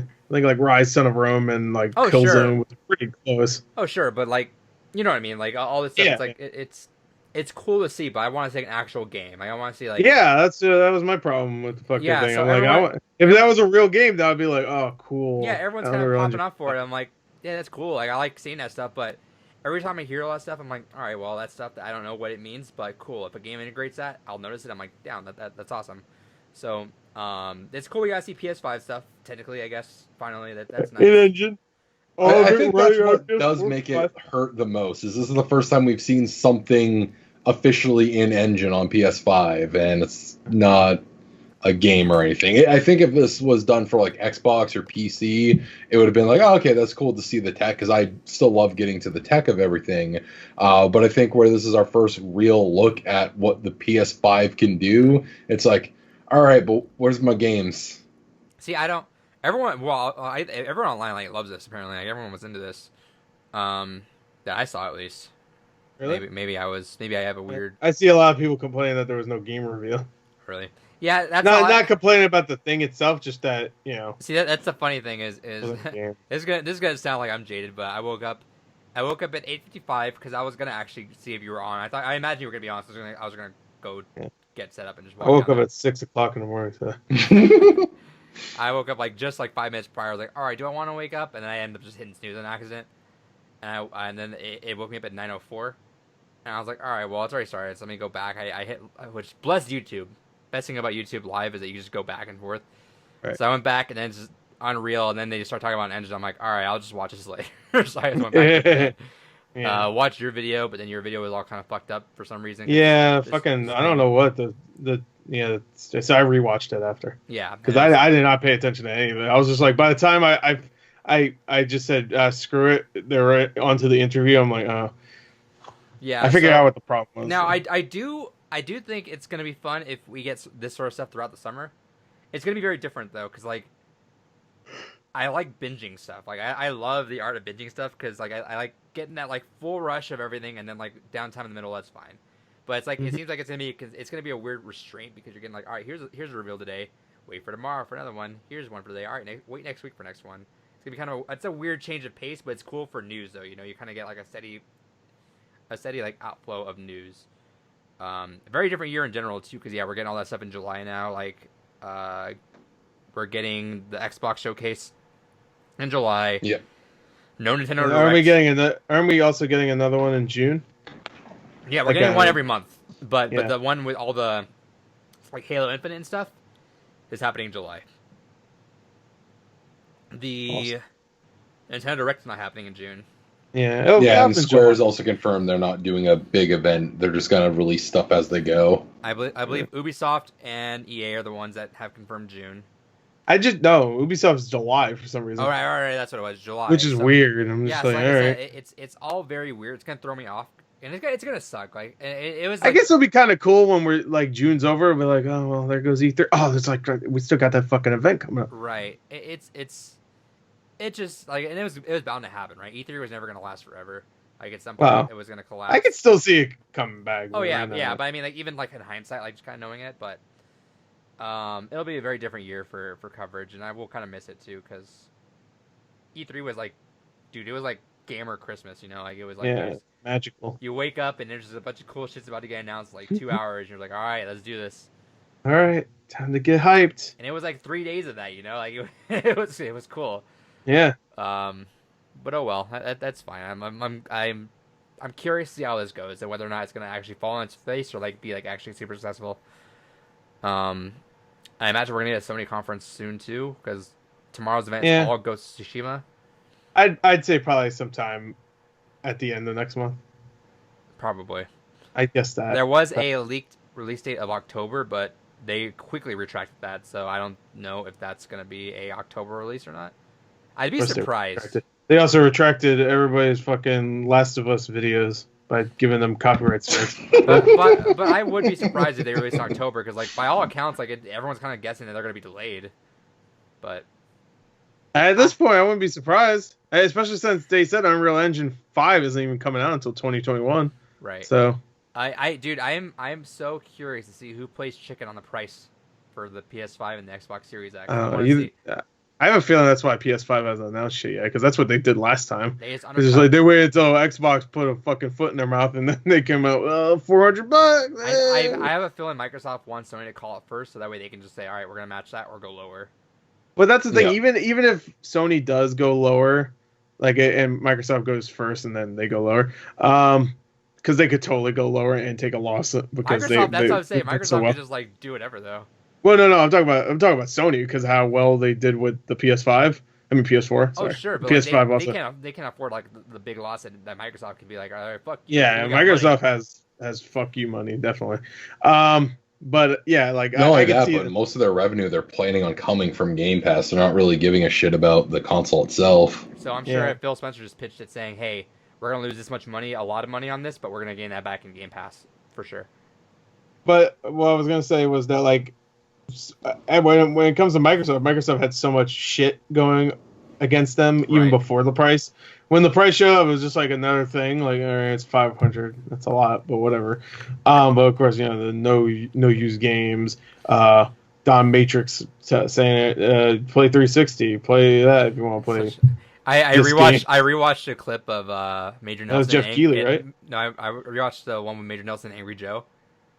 Did you see? Remember that clip? Yeah, that was stupid. To be fair, Angry Joe was a little too. No, I'm way on Major Nelson's side because Angry Joe's like. I'm not on either side there because Major Nelson sounded like a complete dick, but Angry Joe was I'm a journalist guy, and he's I'm sure after like a long day and Major Nelson's trying to chill and like I'll answer whatever, but just don't be a dick about it. He's like, I'm sure it's easy, and he's like, well, is it really easy? Like, yeah, I'm sure it's like, all right, flip a switch, no DRM, click.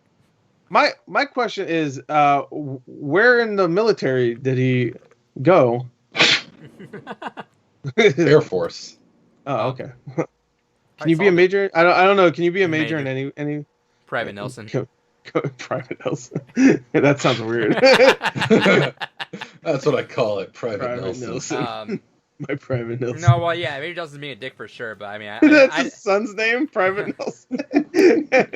He's being a dick, but I also think that Angry Joe was being a dick too. So like whatever. Yeah, they were both being a dick. That's why I wasn't on either side. Yeah, but... Angry Joe just has a way of just coming off like he's arrogant and also trying to be funny at the same time. Because I liked his content so much. Like I do like his content. I really do. You know what rubbed me the wrong way, and not to like talk shit about anyone. Like I still liked his old content. I still actually watched some of his old content too.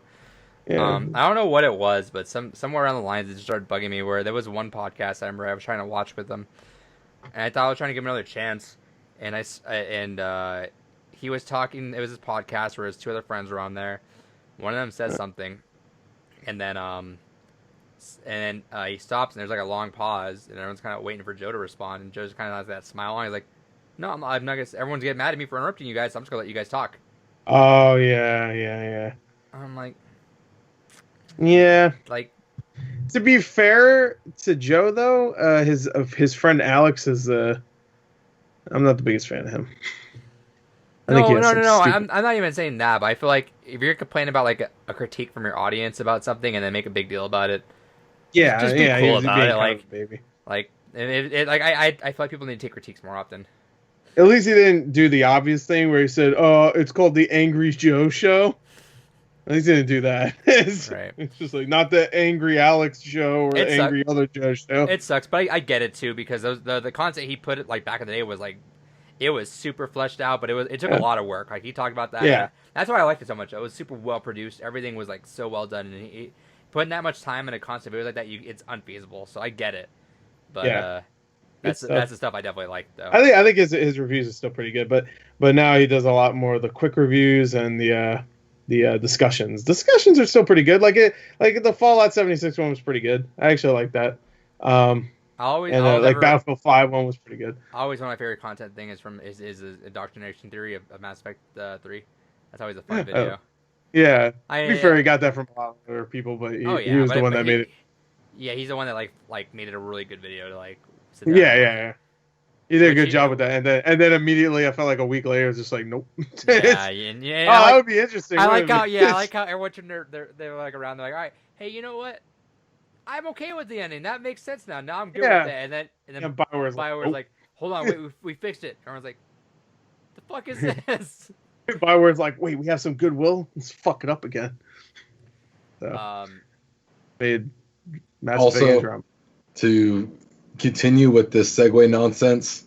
I finally booted up Overwatch on PC. My top 5 on PC are Lucio at 16 hours, Orisa at 14, Reinhardt at 13, Zarya at 12, and Mei at 8. Okay, so not that big of a difference. No, I thought I put more time in the PC version than I did, but apparently I did not play as much as I thought. No, you didn't. I got a total of 123 hours on Overwatch. Oh, not even as much time as I put into Moira. Yeah. Anyway, Angry Joe, good guy. He needs to stop being so angry though. Like I said, I like his content back then. I like Happy Joe better. I like the production work into his content. I've never liked his actual content. Like, I think his reactions are fucking lame because he does that thing where he wants to make money from the trailer reactions, obviously. So he talks over the fucking trailer. I'm like, wait, why are you doing it? Talking over the entire thing, so you're not listening. Like, I don't. You sound like a YouTube comment now. Yeah, but like, what? But that's the thing. Why does he do it? Like, he doesn't need to do that. People watch his shit, so I mean, he should just watch it like and then discuss it. Like, watch it off a video and then discuss it. Like, I don't know. My favorite gore comments are like how you'll see one comment say, Well, "God, that's different though, because we're just talking around. No, Shit. I'm not saying that. My favorite, I'm just saying is my favorite comments are one where it's like, "Man, these idiots will shut the fuck up and listen," or and then literally a comment afterwards, "God, like, are you gonna react or anything? Or are you gonna fucking say anything?" You're just like, "What do I do? Yeah, Do you want me to say something? Do you want me to stay quiet?" Or react? Oh, I have to have like bug eyes every time I do a reaction. Oh my god! Oh! Or I have to be like, Huh. that was interesting. Interesting. Interesting. See, that's why I always feel weird when I was playing FF7 the other night. I felt kind of weird because I'm like, I feel like I'm not like, I feel like I need to be overreacting to this game, but I just kind of just chill and just play a game. See, that's the thing. Like, for a game like that, there's no way you can overreact to it. No, There's a lot of just like polygonal models. Like, right, but people like to voice act shit. I'm not voice acting. I'm not. I do not do that. I just read everything and then I just kind of just actually. I did that for Doki Doki Literature Club. I hated myself. Hell yeah. Yeah, I appreciate it. And when I mean voice acting, I mean you read it. I think I kind of gave up most of the time, Yeah. and like everybody had different voices and shit. Well, yeah, because you also couldn't say Siori half the fucking time. Oh, of course not. It's not a real name. Part 6. Say sire. I don't know what the fuck. Sayo bitch, the dead one. Yeah, spoilers. So Stop saying spoilers after the spoiler. well, he's the one who said the spoiler, and then Oh god. I wish I could turn my mind off because I hate when I hear that in like unrelated things where I could just be zoning out, not paying attention, and then someone says, "By the way, spoilers," and I'm like, and my brain is like, "Hold on, what do you say? Go listen to that again. Hold on, all right, I got it." to be I'm fair, like, if you don't think that's a spoiler immediately when he says it, no, then but I don't think when I'm listening like that. Like I know you don't think. Whenever that's your it's like, problem. whenever it's like a call and I'm not paying attention to you guys background noise to me, and then like you guys, and then when I hear someone, not even just you, like someone else go, "Oh, that's a spoiler," and then I'm like, and then my brain's like, "Oh, hold on, what do you say?" Okay, now we listen. That's not my fault because your brain's all fucking weird. It's like it just happened. So you know, if you never said spoiler, I'd be like, all right, my brain's not even thinking about it. Do randomly you just hear like weird shit like out of nowhere? We'll be talking about like I don't know, muddy vaginas or something. Like, wait, what? Every once in a while, we talk about some weird shit. Every once in a while, I'll leave a call. Especially David. David talks about the grossest shit when we're in those Skype calls. Holy shit! This guy doesn't shut the fuck up when it comes to messed up things. Just I don't even say it. It's that messed up. I can't Look even. at that smile. Yeah, that's what he thinks about. Some dark web shit he's talking about. I'm like, oh, like I can't. Just you need to stop, David. Some unfriended dark web. I can't defend myself. Yeah, unfriended. He keeps talking about the plot of Unfriended Dark Web. Like, yeah, I get it. It had 3 different endings. Cool. Nobody cares. Unfortunate too, because that was a good one. Don't say it. Yeah, that was better. That was better than the first one. I liked the first one because it was it was like a wish fulfillment thing. You ever watch a movie where the first 30 minutes makes you hate every character and then they start dying in gruesome ways? Yeah, most modern horror movies. Well, that's the thing. Most modern horror movies are like, oh, we drink beer and stuff. Like, all right, whatever. They're just party people. And Unfriended, they're all like horrible people. Like they make fun of friends and make them kill themselves and stuff. I'm like they're all horrible. Almost kind of like I Spit on Your Grave territory. Yeah. Except I Spit on Your Grave, you have to wait until the last 20 minutes until she takes revenge. Yeah, and spend 20 minutes in uncomfortable silence waiting for it to be over until then. Yeah. Yeah, that's an unfortunate series of films. Anyway, see, like I said, fucking David talks about all the weird shit. Just anyway, Angry Joe. I like weird shit. Whatever. Angry Joe's cool. What we were actually talking about? What were we talking about? Like, what was the top? Shout out to Unreal Engine 5. Unreal Engine 5. Angry Joe looks great in Unreal Engine 5. All right, next story. That gelled up hair and that Superman logo that he fucking has been rocking for the last decade. Good job. All right, next story is that Star Wars Jedi Fallen Order is a new franchise according to EA. And just a quick. That's a new franchise. Huh? Star Wars. Well, I meant like start a new series, I guess. A new sub Yeah. Well, you got sub series, I guess. Yeah. Okay, that's a new. Star Wars is a new franchise. Like, series is better. Yeah, but I figured they probably did say franchise though. I think they did too. That's why I wrote that down. But we haven't played it, or me and David haven't played it, and this would be a quick note, but I kind of threw this in for you because I know you like the game a lot. Yeah, the new update. I mean, hell, by the time we get around to finally playing it, it'll be in time for it to be on Games Gone By. Also, it probably is on Game Pass. It is getting that update too, which if you didn't know, David, that's getting like a new game plus and all that too. Yeah, I heard about that. I'm actually kind of excited for that. That's good because if I want to go back to it, I would love to. Essentially, it was a here's some free updates. Shut the fuck up now. Yeah, well, I hope with the second game they add multiplayer because I heard the new challenge modes is really cool because you can fight off against like 7 other like Jedis or whatever. So it's just like this nice like battle of like lightsabers and shit, which you don't get too much of in the actual campaign.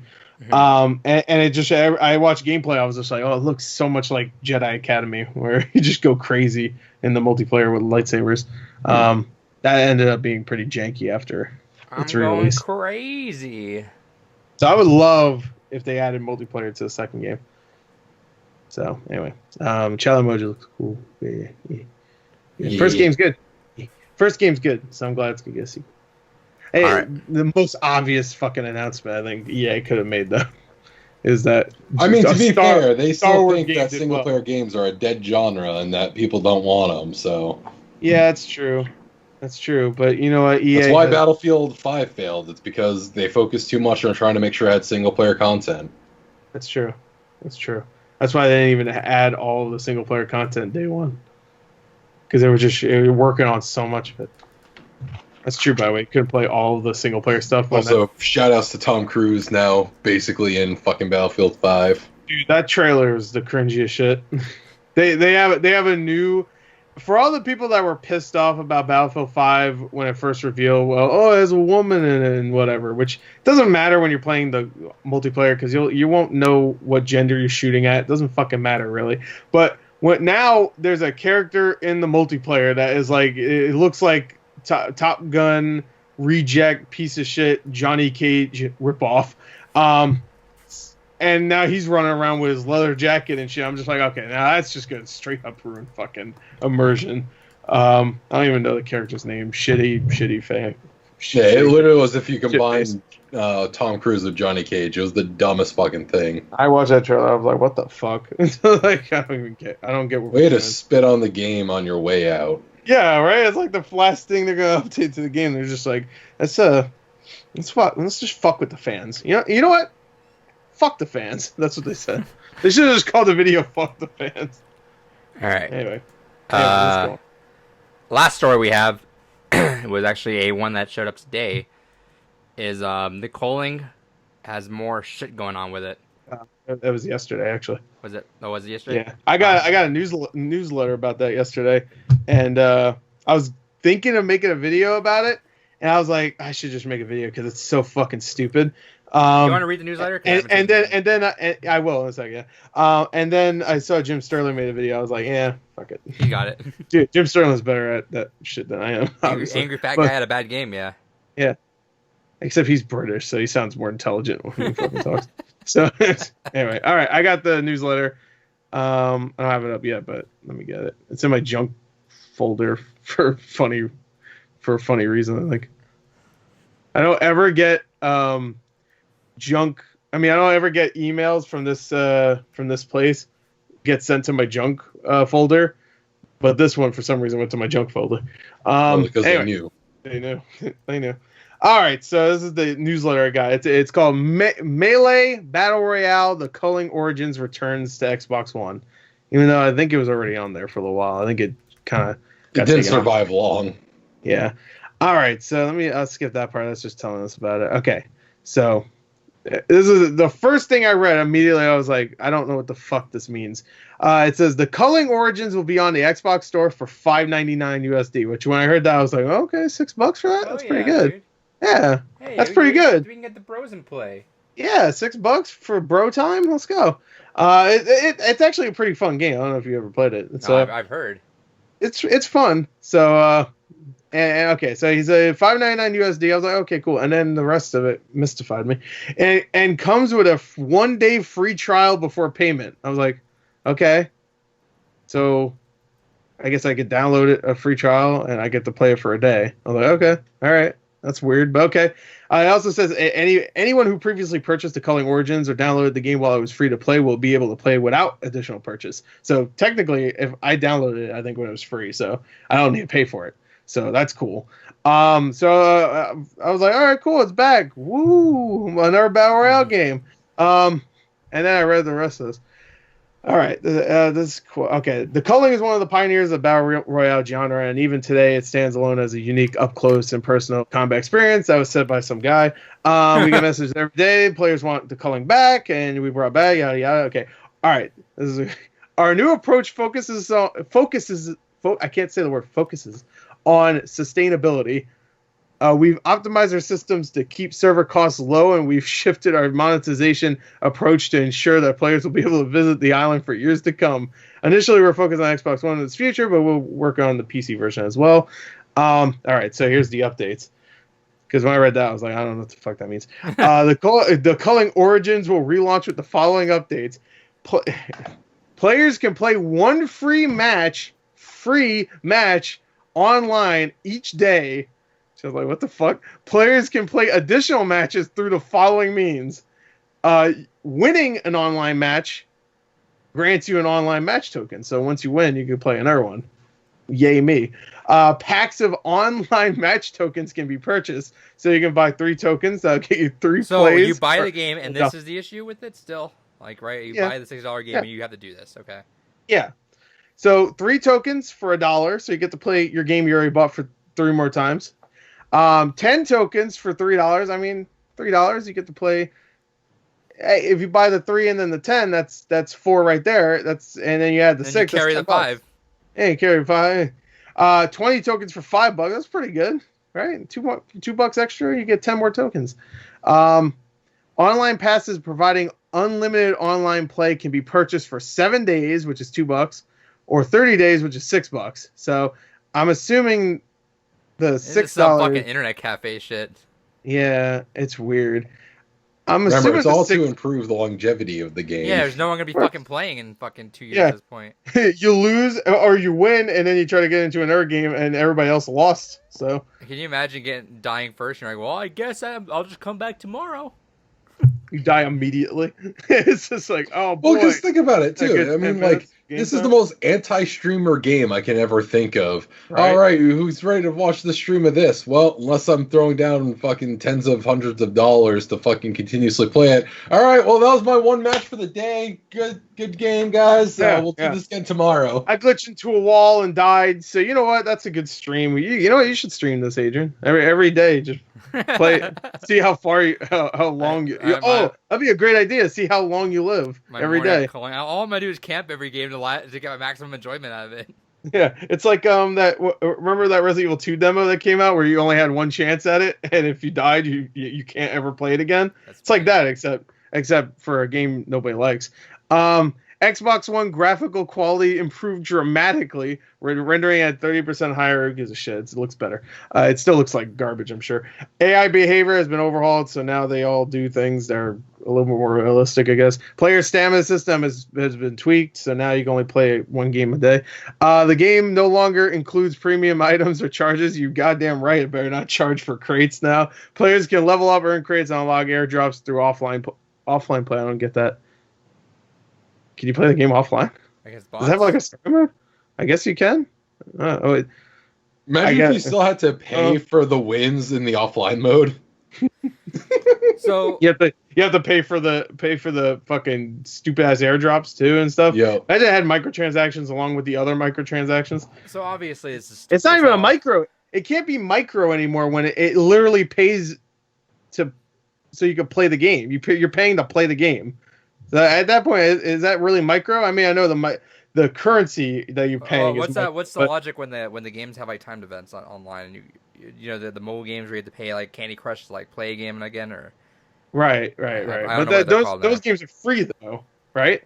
Yeah, I think they're just simply referred to as freemium. Premium. This isn't. Well, it's freemium if you already bought the game originally, or you download it when it was free for like a month or whatever. Which I think I did. I downloaded it, so I think I'm getting it free. I don't know. I'm sorry their servers cost so much. Literally, the worst thing you could do right now when everyone's bored at home is charge people to play your game even more than what they're trying to do. Right now would have been the smartest move to make it all free to play and like, hey, fuck it, play the game as much as you want. We're gonna make this and we'll add like some fucking loot box shit or whatever, just free to play. Or how about, even if you're gonna do this, don't make it so you can only play once a day. Like, don't limit anyone anything. That's so I know, dumb. don't limit, but one a day is ridiculous. Like, even it's all ridiculous. I get it, but like one a day is like the insult. fucking the biggest insult you possibly like. If it was like 10 a day or something, I'd be like, okay. And most people probably won't even get to 10 a day, so it doesn't even matter. Even that, but one a day. Even then, I'm still kind of like... It's still shitty either way, but at least you'll be like, all right. Because like what? Like you die first and like, okay, I guess I played 5 minutes, that's all I'm allowed. Like, how is that ever going to incentivize you to have a consecutive online base? No one's going to want to keep coming back the next day for another game. I really had fun roaming around. Guess what the fuck I'm going to do? I'm going to play Warzone for free. Yeah, exactly. You can play Apex Legends for free. You can play Fortnite for fucking free. You can play so many games for free. There's MMOs you can play for free. Why the fuck would I ever want to play this no personality having piece of shit game? Like, it's not a piece of shit. I shouldn't say that, but right now it's not. It's not doing. Honestly, you could have the best gameplay in the world, and it would still be a piece of shit for this practice behind it. The Culling 2 I heard was horrible. So they already had a big cash grab because they just made Culling 2 because the first one stopped being popular. So they're like, oh, Culling 2. You know, it's like any other battle royale game. And it's just like, why are you doing that? Like, why don't you just update your original game? Original game had a nice, small, I think like 30-man thing. It's like on a small island. It was focusing on melee combat and stuff. It was like niche, the first one, technically. It had its own niche, so it's like, okay, it still stands out from the rest of them. That's fine. Yeah. But like, I don't know why you're making it harder for people to play your game when literally there's bigger, more polished options elsewhere. That's like the last thing you should be doing. I don't get it. It's weird, but I guess maybe they're hurting. I don't know. Dude, if you charged $6 for it, I would have bought it and played it. Yeah, me too.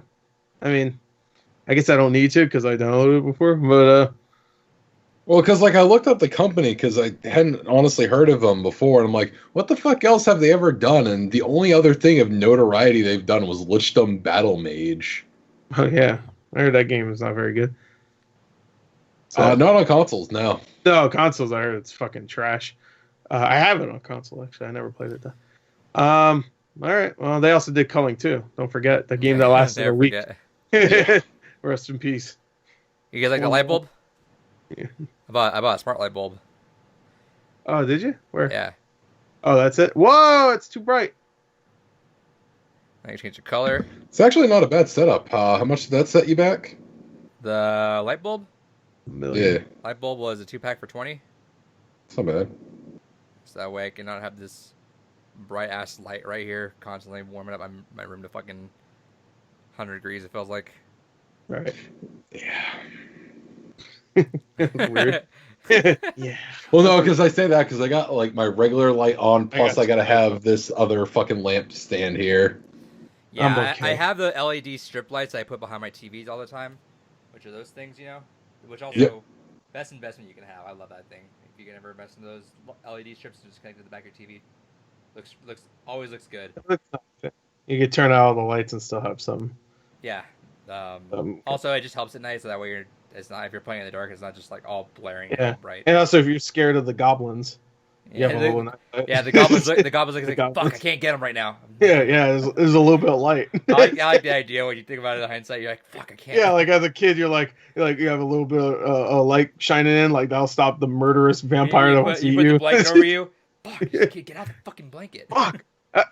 He's like, how do I attack him? I don't even know where he is now. They're like a baby. If you just hide yourself, they just think you disappeared. Yeah, it's an ostrich. Yeah, an ostrich. There you go. Yeah. Babies, ostrich, same thing. They're all the same thing. Yeah, we're all flightless birds. Yeah, we're all flightless. All right. Deep down in our hearts. Well, especially now. Except me, I can fly. I just do it right now. Okay. Well, that's what I just started levitating. What would you do? That'd be hype, dude. But I levitate, but this is how I levitate because I'm doing this. You levitate, and it's just your dick getting larger and picking you. It's like mini-me. Oh, yeah. All right, that's the podcast for now. We're going to do the Games Gone By segment in just a little bit. Oh, yeah. In a little bit. Yeah, nice, sweet and to the point podcast today. Yeah. Fuck you. Fuck the Oscars. All right. Welcome to Games Gone By. We're doing Fuck it. the Oscars. That's the only way you can start this kind of game here.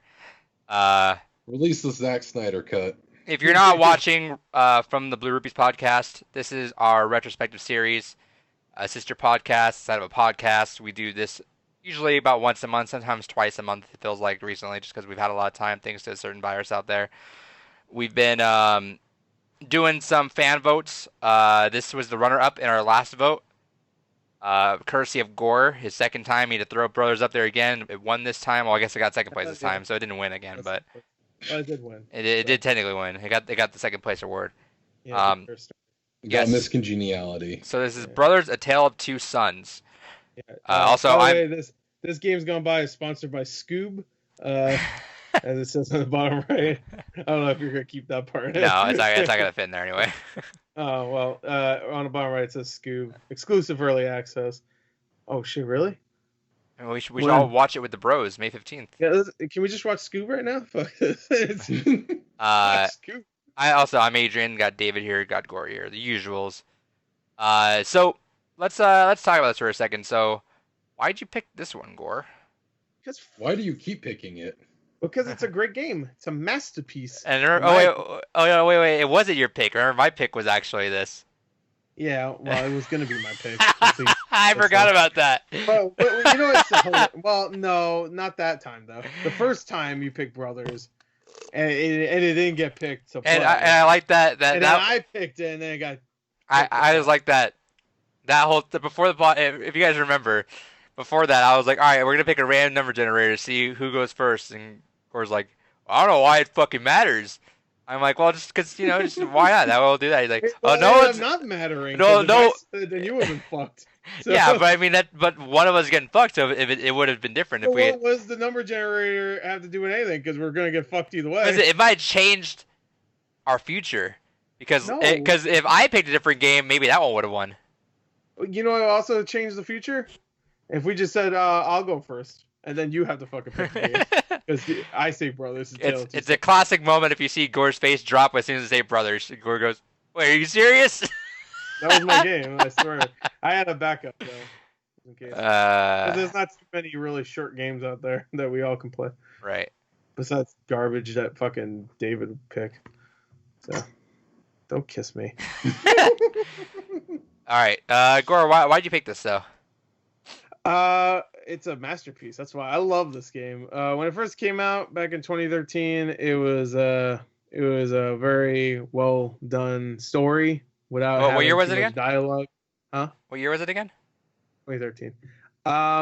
Came out 2013 on 360, and then it came out on Xbox One, I think 2016. That's why this playthrough that we're watching. Also, yeah, we're gonna watch a playthrough alongside it. So, shout out to ST Bill. So yes, he has more subscribers than we'll ever have, so. Or STB ill. I don't know. Yeah, we're just trying to steal your clout, buddy. Sorry. Even though all you did was play a game. To be fair. Sorry. I mean, isn't that all we do is play a game and then just we shoot don't. shit We out? have our face. This is ours. We own these. Can't own my face. You can't take this away from us. But yeah, no, it's. I think it's one of the best arcade games from. I guess the arcade games don't exist anymore, and that's just everything's a download. But when it comes to arcade games or even PSN games and stuff back last gen, I think it's one of the best ones. The story itself is great, but I also love the gameplay. I know some people have a problem with the controls, which I'm sure we'll get into, but I don't have a problem with it. I played it, I think 3 times before this. And you played it again? To be fair. Huh? And you played it again? Yeah, I played it again. I didn't need to too, because I was playing and when it even comes to the secret stuff, to get the achievements, I'm I remembered all of them except one. It was just one of them I couldn't remember, but almost all of them I was just oh yeah, I have to let the bird out and do all this stuff. So it was pretty great going back to it after I think the last time I played it was 2014. So. Yeah. So full disclosure, so Gore and I had played this game before, as he was mentioning. Yes. I played it. I did not replay it. I just watched a couple of videos on it because I have a lot of stuff to do. I'm going to play it sometime later this year, and I'll probably do it with the director's commentary too. That way it's a little different. David has never played this game. I don't think you've ever heard of this game before. No. So. It's from the guy that said "fuck the Oscars" at the Game Awards. Which, yeah, shout outs to Way Out. Me and Gore really want to play it on stream eventually, which we will sometime. Yeah, Probably but, another time after a Saturday stream. So yeah, no, I love the game. I really do. I think it does a great job of telling its story with not too much actual dialogue. I mean, there is dialogue here and there. I think it's in I think because I watched a little bit of the director's commentary, I didn't watch the whole thing, but he said it's I forgot what it's been like a week, but he said it was based on an existing language, but they changed up things here and there So to make Simlish. it seem.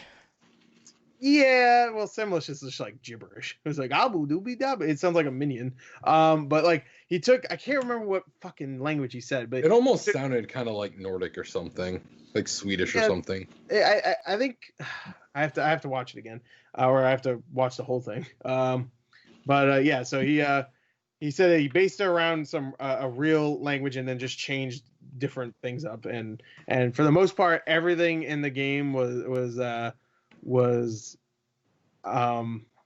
his idea, the story, even like a lot of the mocap stuff. But by the way, his name is Joseph Ferris.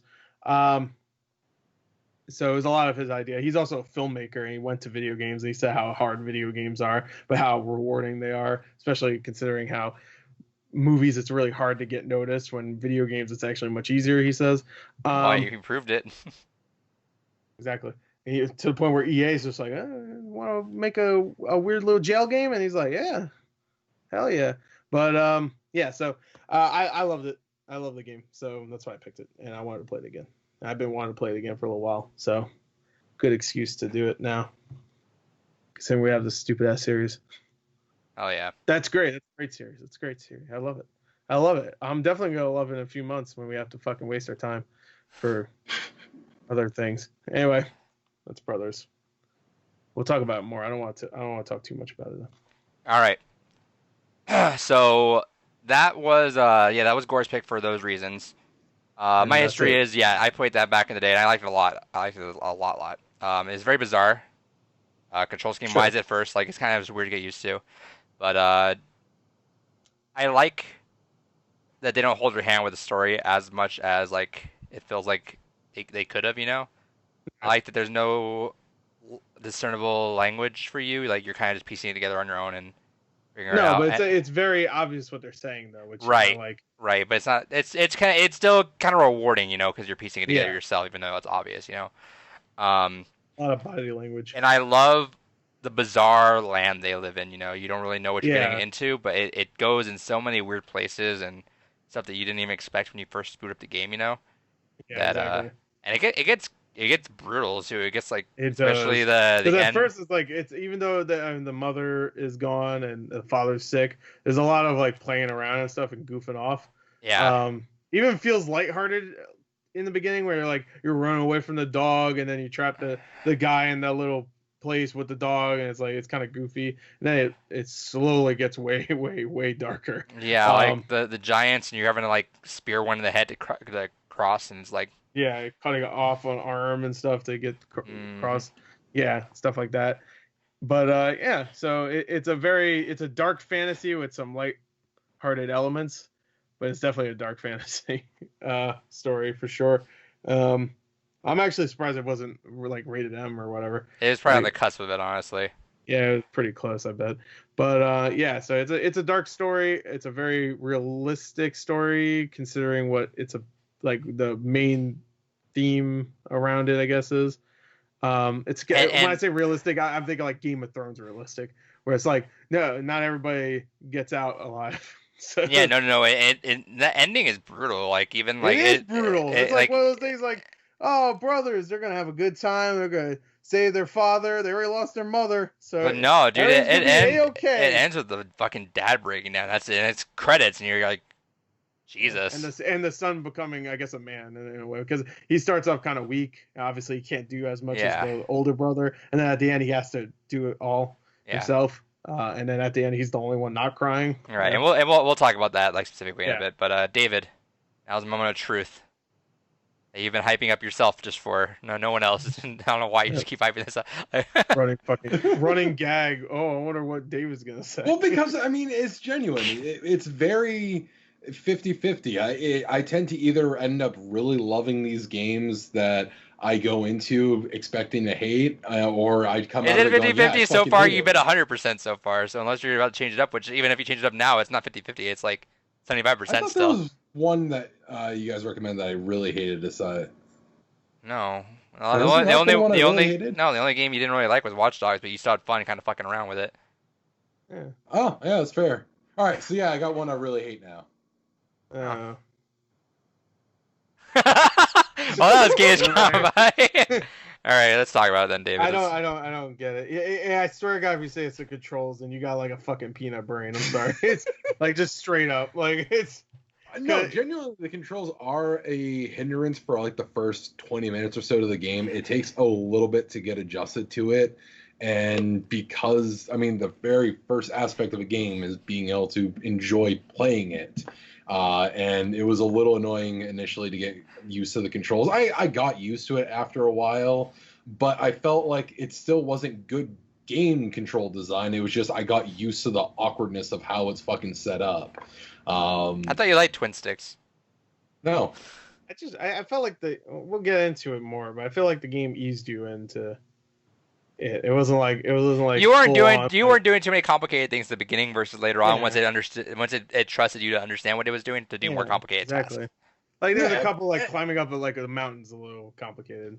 But it was like, still one of those frustrating things where occasionally I would just, because again, it goes into like I play with symmetry a lot. I would go ahead, I'd start moving, but if I move one stick down, and all of a sudden I gotta fucking wait for the other brother to catch up to that one so I can continue moving on. It just, I wish there was an option to just have them move in synchronicity just to fucking get rid of some of the headache. Yeah, but I mean that wouldn't work story wise because the little brother's supposed to be like slower and shittier than the big brother. So the point is you're controlling two whole people, which is why like it comes out kind of awkward and nothing ever's in No, sync. I get the point. It doesn't make it less frustrating. I get the point. I don't understand. All right, well, besides the controls weren't your issue anyway, so what's the issue? I didn't really get invested in the story in the slightest. It was one of those things where it's like, you know, a lot of the games we've talked about. Not enough anime girls in it. Well, no, because like going back to our Last of Us discussion, you know, we had the conversation of, man, there is no game that has done a better job of just immediately getting you attached and invested in the first 20 minutes into this character just to have them fucking brutally die right after. There's no build up to anything. It's just, all right, game start, mother's dead. All right, dad's sick, go fucking fix him. And it's like, all right, well, okay, I know my goals. I'm going to go do that now. And then it's like, all right, so I guess we're going to go save dad. There's an asshole blocking my way. Why the fuck's the asshole block? All right, whatever, I'll go around him. Now he's chasing me around through this town. What the fuck does this guy hate us for? Whatever. All right, moving on. Continue along. Show the little fucking map to a bunch of random people. All right, continuing on. Let's go. There was nothing to get invested into. You gotta go save your dad. The little one can't swim, and you gotta go save the princess of fucking Mario. Doesn't mean you're invested in the goddamn story. But there's way more story in this game than Mario. Mario, you jump on a mushroom guy. That's it. You wouldn't and say you jump around. You say there's no reason for the kid chasing you, which probably he's not chasing you. He's just fucking with you. He's just locking gates and stuff. The reason why is because he's a fucking dick. He was probably like somebody that is like a bully to one of the kids or whatever, probably the younger one. And maybe he's just like with the asshole kid of the village, and he's just like, oh, I'm gonna fucking play tricks. For example, the point of that is to get him. Yeah, like for the example, like, would it have been a better game if they verbally told you why this guy does not like you? Like, if you walk up to him and said, "Oh, you damn kid's always messing around," do you think that would have helped it? Well, considering they spoon feed you the whole reason why you're on this adventure of, all right, just, again, no build up to it. There's no reason to care or get invested. Just, okay, your mom's dead, your dad's sick, go, scene. I kind of expected that was what the pace of the rest of the game was going to be. The only time I thought the storytelling was honestly done really well was the scene where you're in that kind of like quasi dream with the giant that I assumed was meant to kind of resemble your mom. Yeah. And at the very end of the story, I thought that was done absolutely beautifully. Everything else I thought was absolute fucking uninvestable dog shit. Continue. I'm just trying to find the spots here. Someone's a little mad about it. What are you talking about? The dream is like first 30 minutes.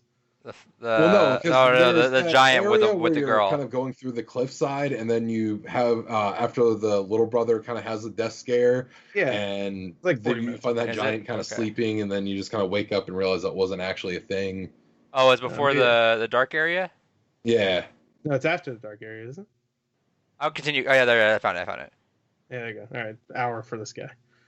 I beat it really quickly. I mean, I went through it. Yeah, so this is what he's talking about. All right, continue, guys. So while we have this playing for the viewers. So this is the scene I was talking about. I thought that was actually a pretty well done scene. I liked the emotion that was coming through in that. Honestly, the Simlish got really fucking annoying to listen to. I also really didn't care for the music. Oh. About 30 minutes into the game, I turned the audio off entirely. Oh, come on now. That seems like you have a really good assessment of the game when you can't even get through 30 minutes. The music's really good, Oh, you can't even get through 30 minutes of the fucking game. It's basically half the fucking game. No, it's not. This fucking playthrough was 2.5 hours. I know you took longer. Yeah, it was like 3 hours on it. But, I feel like I feel like you can't be cutting things off. Like Watch Dogs, if you're gonna do that, that's fine. That's one thing. And that's really good. What the fuck? I could not. Yeah, but this game, like Watch Dogs, I understand because if you don't like that type of music, but this fucking music was good. I don't give a fuck. If they came out with a vinyl for this, it was like weird fucking yodeling shit. I did not give a shit for it. It was kind of like what would it remind me of? Shit. Not shit. Don't. I do. Dave wasn't fast enough to catch up, but I would have hated this game. It reminded me like a Skyrim kind of music, a little bit, especially when like you level up. I feel like you can't critique this game by only listening to 25% of a really short game and saying, "Well, that's it. I'm good." The music at the end is so fucking good. I'm sorry, it was genuinely too annoying to listen to the fucking Simlish. I wasn't gonna fucking listen to that, and I didn't care for the weird yodeling. So there may be some decent tracks in there aside from that, but I honestly started to enjoy it a bit more by having it muted. This is me against David right now. Just being shut the fuck up, David. I don't agree, obviously, but it's not Simlish either. I'm pretty sure it's based on a real language. That's what. Yeah, like I mentioned earlier, it almost kind of sounded like it was something like Swedish or Nordic initially, but either way, there was no point in listening to the dialogue. Sure. Well, yeah, I guess most of it was body language anyway. Sure. So that's fine. That's not. I know. Don't listen. We're currently shouts to the gaming ground for this video that we're listening to right now. Yeah, because he made this music. No, just providing it. Oh, I can't stand it. Oh, it's so bad. Let's see.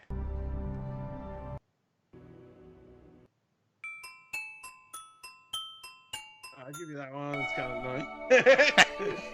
That was kind of annoying. This? Yeah, that is where I immediately tuned out. As soon as I got to that song, I was fucking done. Really? Yeah. You don't like that? No.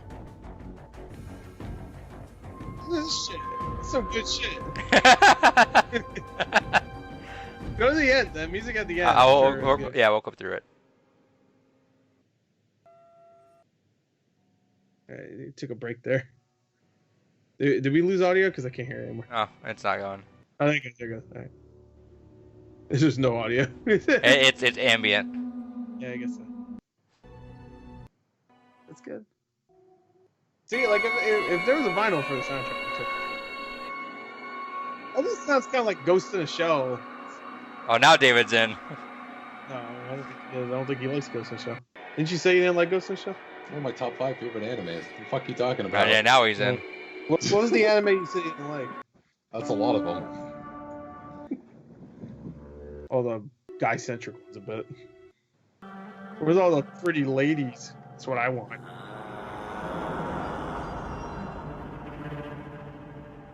That's some horror movie violin right there. That's some Ari Aster shit. Pretty sure that's the fucking spider. Yeah, that's some Ari Aster shit though, right there. That's when fucking Toni Collette's banging her head on the fucking ceiling. Funniest moment that year. Okay, well, no, I disagree. I disagree, All Gary. right, fair enough.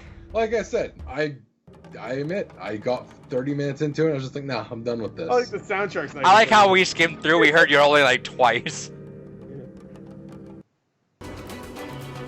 That's good shit. Go up. Come on, man. This is some good shit. Yeah, I'll concede. I was wrong on Oh, the music. concede. I should have muted the fucking game 25% of the way through. Like, I guess if you want to mute the Simlish because you don't like it, but like, why'd you also mute the music? Besides the yodeling, I don't get it. I think it's just a combination of I was frustrated about a lot of things at that point. I just didn't want to. I just wanted to fucking play the game and just be done with it. That's gonna be Gordon Nocturne. You fucking know it. I wonder if this, like, I give him a 2-hour game, he gives me an 80-hour game, and he treats me like this. I also give him an 8-hour game in July, and then he still gives me an 8-hour game. That's hard. What the fuck is this? God damn it. Anyway, music. The game did have some decent moments to it. Like I said, I like the ending sequence. I like that sequence, that kind of dream sequence that happened. But otherwise than that, I didn't give a shit about what was going on. It gave me nothing to be invested into other than, all right, these brothers are going on a journey to help their dad. All right. And then one's growing up. It's like a coming of age story almost. And then one has to like, lose. He doesn't know how to swim. He's scared at times. They have to fight off like tree monster things. See, the Brothers is one of my favorite things that my favorite movie of all time does, which is create a story in and of itself with just a setting and not giving you any backstory to it. Jay and Silent Bob Strike Back? How do you know? Hell yeah. That's the only movie that ever did that. That and Good Burger, dude. Good Burger. No, like Mad Max Fury Road, that's a movie you could watch not paying attention to anything in the foreground and looking at just the background and kind of coming to your own kind of conclusions of what exactly led to exactly that stuff going on. That's kind of why I like so many, like the we talked about with the giants, like, and they're all dead. Obviously a battle happened and these guys got fucked up. To the point where they're all bundled together too, so it was probably like a quick attack. Because they're all just together. You get that, you get the suicide forest that we passed through there in the dark. Oh yeah, you see that. Did you get to that one guy that was actually committing suicide? Yep. Did you stop? Well, I guess you didn't play it. It was a long time ago. Yeah. Can't remember what I did. In this playthrough, did he stop him? Where's it at? Let me see. It's pretty early. I think probably first 40 minutes, 30 minutes. I went through it. It was like chapter 2 or 3. Keep talking, and when I find it, we'll just. Is it before this? It's right after this. It's right after. Yeah. Is it? Let's see. This is where it starts. This is where it starts. Anyway, yeah, this stuff's good. Well, no. You just said at suicide. The very beginning. I don't think it's at this part. You just said suicide, so it reminded me of the guy trying to commit suicide. That's the great thing about the storytelling. You see him trying to do that, and then you piece it together. What happened? It's right before this. Then happened. Huh? I'm pretty sure it's before this. I could be wrong though. It's so good, it all just melds together, man. But maybe it's after. I don't remember. Pretty sure it's after, but I could be wrong too. But it might be after. I don't remember. But anyway, it's good storytelling because you find out. You see the corpses there. You see the burnt house. Obviously, I'm pretty sure. You give them the puzzle box. It's really good. Very emotional. Very well done. Pretty sure it's in this area. But the one I was just at right now. I don't know. It could be later. We'll let it play. I don't remember exactly, but because I think this is the wishing part. Yeah, right after this, you can go to the right and make a wish. You can get an achievement doing that. Yeah, he's gonna do it. But anyway, yeah, just like little, even like this right here. Like if you talk to it or you just interact with it as the big brother, you don't get that mini cutscene. I don't think. I think he made the little brother interact with it. That's why it happened. But like you even sit on these benches and stuff and look at the scenery. I love that. Every time there was a bench, I just sat down and looked at the scenery. I did that too. I will say I like that kind of. The scenery in the game was gorgeous. There was a lot of detail to it. Yeah. Yeah, there was a lot of detail. I mean, the graphics themselves aren't great, obviously, but considering how small the budget was, he explained it in the director's commentary that it was like they were pushing it too with what they had. So it was just like they were happy with what they had, but they definitely pushed it to its limit, whatever they had. I don't know what engine they used, but whatever budget Unreal they Engine had, 5. it. It's Unreal Engine 5. It's looking good. But yeah, no, I don't know. It's sometime later. But yeah, no, it's just like a lot of the environmental storytelling is really well done. Yeah, like And that stuff. It's just like stuff that it's weird stuff happening, but you could piece it together on your own, and I find more satisfaction out of that than later being. on, you like fight an invisible troll monster.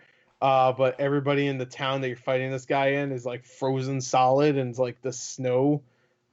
And it's like, what the fuck happened here? It's like, and you know I'm pretty sure the frost, I mean not frost, Oh, the that's troll, where it yeah, was. this invisible guy. I'm assuming it's a troll, but like it's not made very clear why everybody's frozen. I don't think it's because of the girl there or because of the invisible giant. I think it's because of something else. I mean, maybe it's just like a giant like. I mean, this is a fantasy setting, so maybe a giant blizzard happened that was like instantaneous and just froze everybody. I don't think this guy did it because he just like eats or like attacks some of these snow things. But anyway, it's very obvious that they made a enemy that's invisible because they were running out of budget. But it's a little obvious. But like look at this stuff. This is great. Look, all these people, they dead. Like they were battling too, obviously. So something happened just like really quickly that just took them all out. These people. And that's another like case if it was rated M, you would see a lot more violence. I like exploding into snow. I like how he worked with what he had though. Like Yeah, I like he's like, all right, fucking cover it in snow, make him frozen. That way he doesn't make actual like textures of everyone. yeah, she wants it. But that's the part where I'm just like, uh oh. He's just like, oh, now he's getting some. You don't give a fuck about that anymore. But yeah, it's well done. Just like the environments, how many there are too, how it transitions between them too. It has a lot of variety. The puzzles themselves, they're pretty simple, but I like how they integrate them where you have to use both of them, their strengths. Like Look at that! Look at that shot! Look at that Aurora Borealis. That's what that is, right? Yeah. Areola Borealis. Look at him. Yeah, Areola Borealis. He's about to get some areola. But that background looks great. It does. Good shit. This is the Xbox One. Oh, look, for Chris Redfield. Yeah, you're a boulder. Oh, yeah. Yeah, the little rock she moved that way. Yeah. You know, and I love that they set her up where she's doing shit that's like a little supernatural. Like she's like climbing up stuff really quickly and stuff, and she has like almost superhuman strength at times. So it immediately like becomes clear. Like even the way she crouches there is creepy. And also I looked away. Cave. I don't know why anybody thought, oh yeah, cave. Let's go to the cave. But yeah. So there's a lot of like hints at her being not who she I guess says she is, even though we don't know what she says. But yeah, so a lot climb in these guts. Yeah, climb in this gut so you can get in my guts. And he's like, all right. And the little kid's like, I don't even know why am I coming. It's weird. I should wait outside.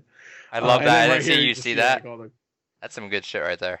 Yeah, because they don't see it, but we see it. They're stupid kids, so they don't know. Two stupid dogs. Yeah.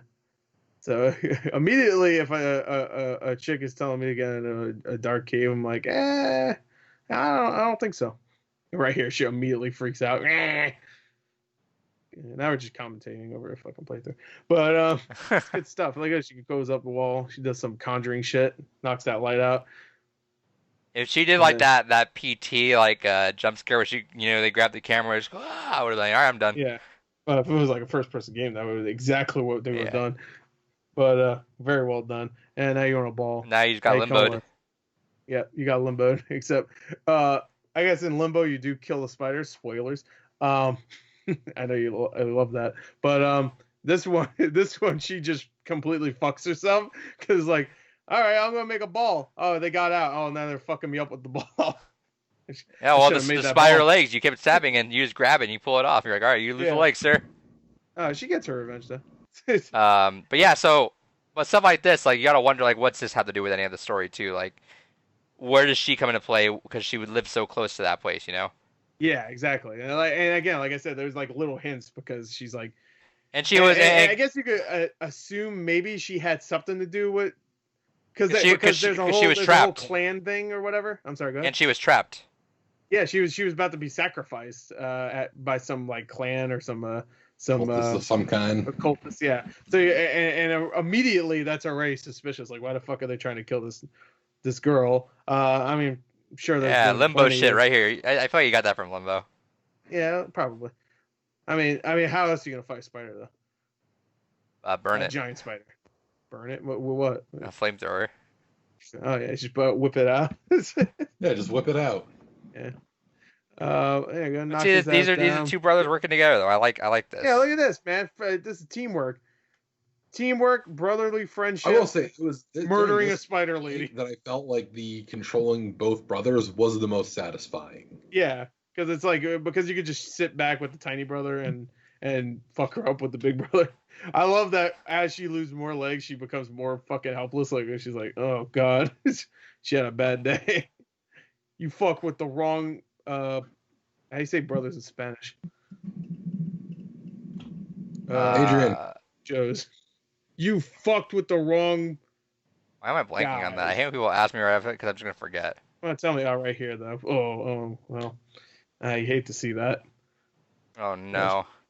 He's dead. Dumbass. Ow, my gut. Oh, it got me in the gut. Ah, shit, got me in the gut. And that's one thing that seems how we're basically getting to this that I did like about it, because you guys know I tend to rant a lot on games and stories in general that tend to go for that kind of like, everything's fine. I don't like the just, everything's going to be happy. I do like those more bittersweet, like, all right, well, you achieved your goal, but at what cost kind of stories. You know, those do resonate with me the most. And I do really appreciate the direction this game went of how, all right, there's this mystical thing that's going to be able to cure your dad, but it's not going to help your brother at all. And that whole return trip back was a very somber and well done scene, especially as the younger brother tries to confront his fear of water. So that was a fantastic scene. Well done. Yeah, there's well done moments in this game, but 80% of it, I didn't give a shit about what was going on basically until it got to this kind of setup here. It just, as soon as they got to the cult, I was like, all right, I'm kind of interested now. Just because, like, all right, here's a really cool mystery that's I don't know anything about. It's not just being force fed of, all right, here's the reason why you should care, go. It actually was doing a story buildup of what was happening, and I really appreciated what it led to. This is definitely a game where I would never revisit it again. I think it'd be interesting to listen to the director's commentary, but I'll never touch the game again myself. But it wasn't. This is gorgeous. Game. Look how good that looks. I bet the music's great here too.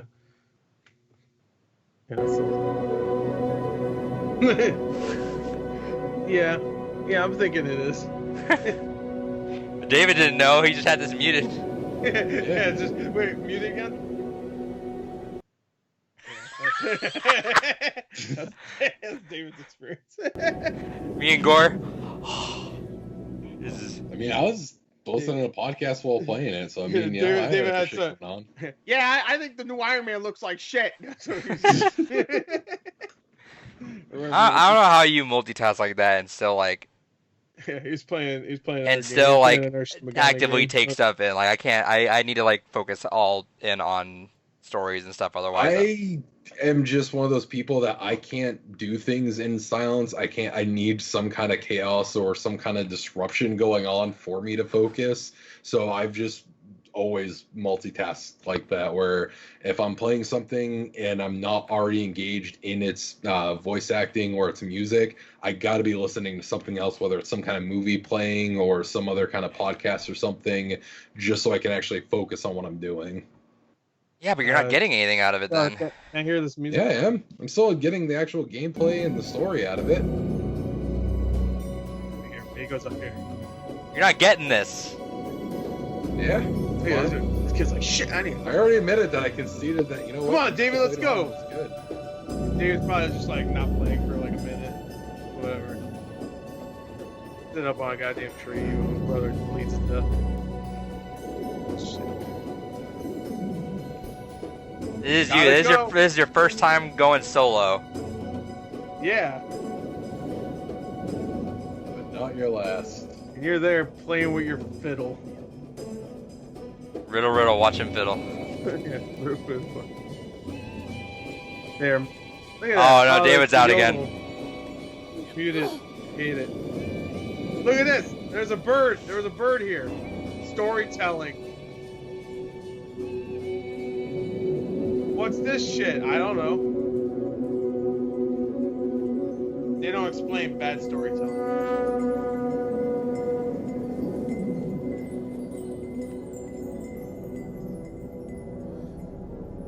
Drink it, loser. Drink it, loser. I just All right. my head in. But Anyway. that's like part of the package, though. Yeah, that's the whole package, baby. Music, Simlish, graphics.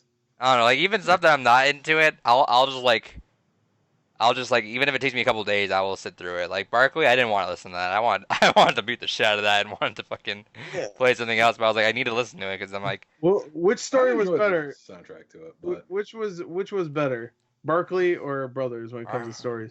yeah, David. Brothers. Okay, thank you. All right, at least he understands. Whew. I thought we lost him for good. I don't know. Like it's sound is still a part of it because sometimes even then, like sound can sometimes even kill the game too in some ways. Yeah. But, Yeah, Like, sound can kill a game, which is why I played the game muted. You just said you need to watch a podcast or a movie because you have a fucking weird brain and you can't. Yeah, focus if on the I game. said explicitly, if the game's voice acting or music isn't already pulling me in, I need something else. but if it's not pulling you in, why don't you just take a break and then come back later? Because I'm not that kind of person. If it's not pulling me in, I'm either just gonna not play it or I'm gonna listen to something else while I'm playing. Well, like hypothetically, like what's your game with your favorite soundtrack in it? Doki Doki Literature Club. Guilty Gear. Okay. A lot of rock music. But like actually story, like wise, like Like story wise, the music just fits well. It makes the story better. let's say Gore mutes all of Shin Megami Tensei. Would that upset you knowing that he missed out all the music that you talk so highly about? I already tell you. I'm going to tell you right here. I'm definitely going to do that. No, it wouldn't upset me. that's Doesn't part- impact my experience and how I feel about the game. That's part of what you're trying to show off, though. That's part of you trying to like show someone the game that you want them to play, and they're just like, all right, I'm not. I asked you two to play this 2-hour game, which mine was actually 2.5, 3 hours, so less than 4. I just want to throw that out half there. hour of it was enjoyable. Yeah, it's whatever. At least ours was actually, well, ours. I guess it was ours, kind of, because he chose it once and I chose it again later. But I don't know. It was actually 4 hours or less, which that's the rules. So just want to throw that out there. Have to be 4 hours or less. Right. Yeah. Mega Man. I'm trying to say Mega Man wasn't. So you fucking liar. Garbage can. Anyway, At least mine was fun to play. Yeah. This was fun to play because it was enjoyable to actually play. Once you get the controls, you get used to them and you understand that they're actually pretty good and you're not some mongoloid. Then you'll have a good time. Good controls. They are They good make controls. sense to the. It thematic. literally They're not they good controls. I don't understand how they're bad controls. It's just moving the character, but you have to use both the analog sticks. I don't understand why it's that hard. It's just because your brain can't process you controlling 2 characters at once. Not saying your brain's stupid. It is, but I'm not saying that exactly. Because I feel like everybody else is just like bad controls. I don't get how like when you move the character, they fucking move. how would you propose them to do it? Huh? How would you propose them to do the controls to fix it, David?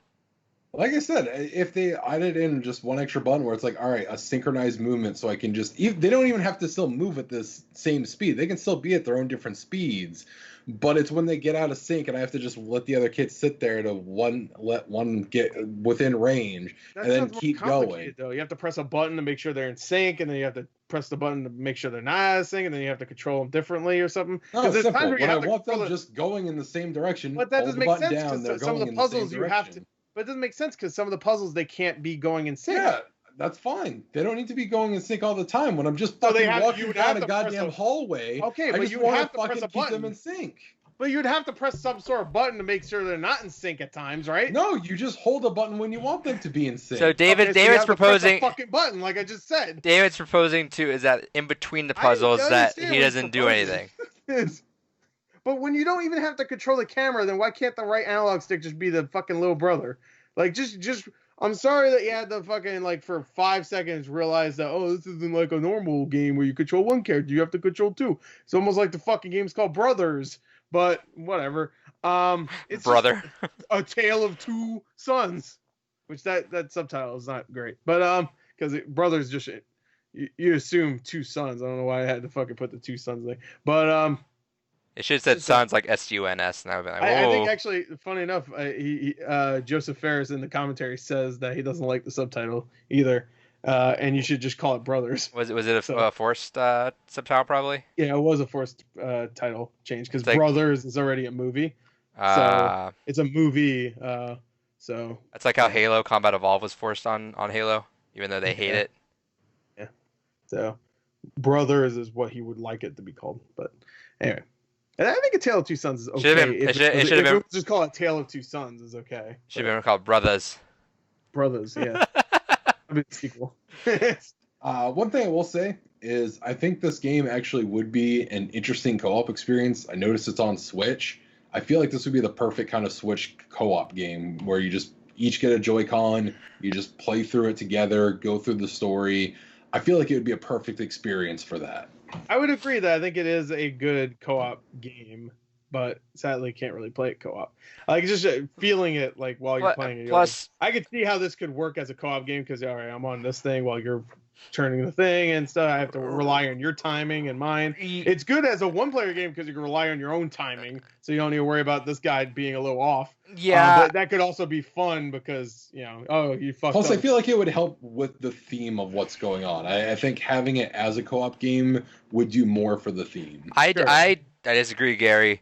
I think I don't agree, but I see what you're saying. I could see how, but then that makes it more of a puzzle game rather than a story game. I feel like in a weird way, losing the control when your brother dies is like almost like losing a limb.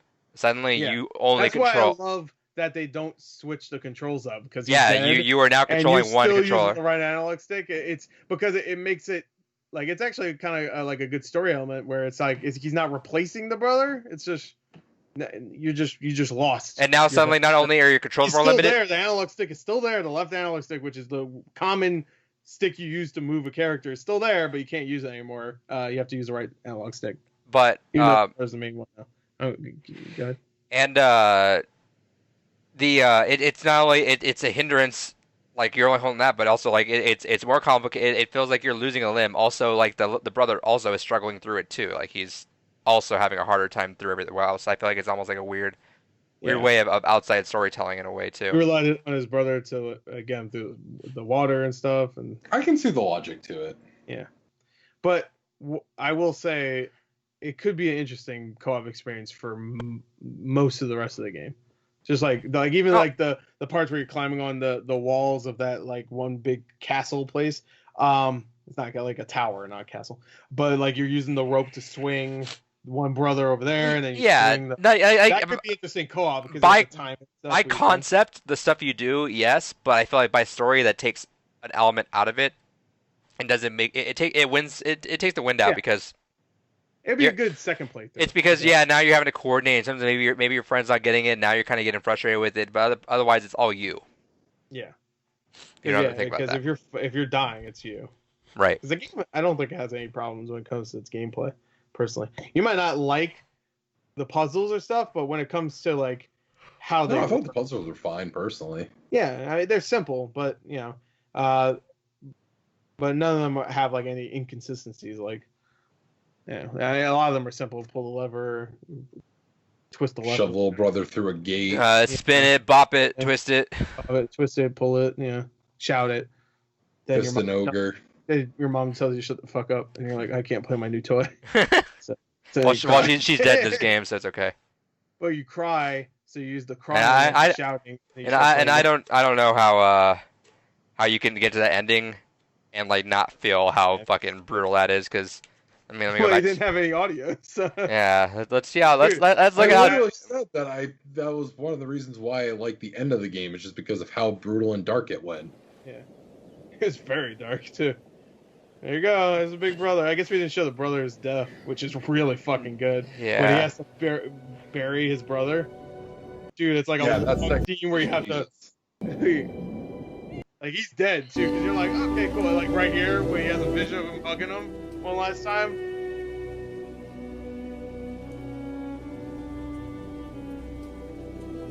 Like, oh, he's better after all. Hold on. He's good. Hold on. Yeah. Wait. Yeah. What? David. I just realized they're And brothers. then us. Wait, what? David's muted. Yeah. And then us. We're listening to the soundtrack. Oh yeah. Mute it. I want to get the David experience. Well, the David experience, you have to put a fucking. See, he would have tuned out now. Yeah, I just imagine David was like watching like porn. Well, it's something fucked up. He was watching like Serbian film or something. I like this music a lot. Music's really fucking good. And then here, it gives me a distinct like. Dig my brother's grave, because that's. And with his hands too. Huh? And with his hands too. There ain't no shovel. It's just like you're digging with your hands now. Yeah. Yeah, I love that you actually did this as a gameplay mechanic. It really kind of helped to reinforce the shittiness of the situation. Yeah. Yep, and you're doing it with one hand. Yep. Right analog stick. You know, it would have been really good if you had to use both analog sticks to move the body, though. Shit. You have to move the boy. It's like co-op on one side. Yeah. Yeah. Or like maybe another guy showed up and he replaced your brother. It's like when Brian died in Family Guy and they got a new dog. Remember when people got those tattoos saying "Rest in peace, Brian"? And 2 episodes. And then a week later, he's back.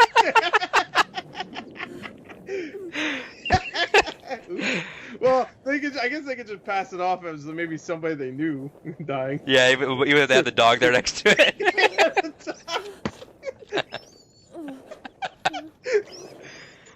Yeah, I want someone to fast forward to this. I want someone to fast forward to this, and they see that part, and they see Gordon. He's burying his brother. What a maroon. Rest in peace, Brian. Doesn't he know the owl bird thing's gonna show up? He doesn't need to do this. An idiot. No, I was thinking like, well, the guy has the Brian tattoo. He's just like making up a story. Yeah, my friend Brian died or whatever, and then he moves his sleeve a little bit, and you see his feet. Brian. Yeah, what's that? Oh, nothing. And you, hey, wait, hold on, let me see. What the fuck? That looks like Seth MacFarlane's best character. That looks like Brian from the hit TV show Family Guy. Family Guy trademark. Yeah, no, I had it there already, but I didn't have any more room for this recipe, Yeah. Brian. Yeah, it's really. It is just unfortunate circumstance. Yeah, a very serious operation. Very serious tattoo. Yeah, very serious tattoo. All right, last pile. All right, you're all warm now. See, he's just trying to keep him warm. And then, Albert shows up. Well, at least he had a nice place to. And then, yeah. And then Dad's like, well. look at this shot with this music. Total music. It gives me like a subtle. Is during that burial scene, I couldn't help but think of the John Mulaney skit when he's like, "Oh yeah, the Irish, they're just terrible when it comes to comfort. They don't like comfort. It's like, all right, how do we process loss? All right, boy's dead. Well, time to bury the boy. Just bury the boy." And I just kept repeating in my head as I was doing that. The music kind of gives me like subtle like a mix of like of Halo and like Elder Scrolls. me just because the chime with like that being a motif. See, look at this. It's fucked up. And the little brother's like, yeah, shit's cray. Yeah, and that's how he was like his brother at the beginning. Yep. He's got to be the man now. He's got to be the man. Yep, there you go. And then drums. Well, and then the credits. Game called Dad. Dads. Dad. A Tale of Two Dads. That's progressive. The owl bird. I'm out. Did you like the story? It's fucked up. Like the last 30 minutes of it. Yeah, that's a fucking credit roll right there. It's good shit. Hope you're crying, you bitches. All right. And then someone fast forward and sees you just like laughing during anyway, that's some good shit. I don't care. I think the gameplay itself is great. Obviously, I like it enough to play it 4 times.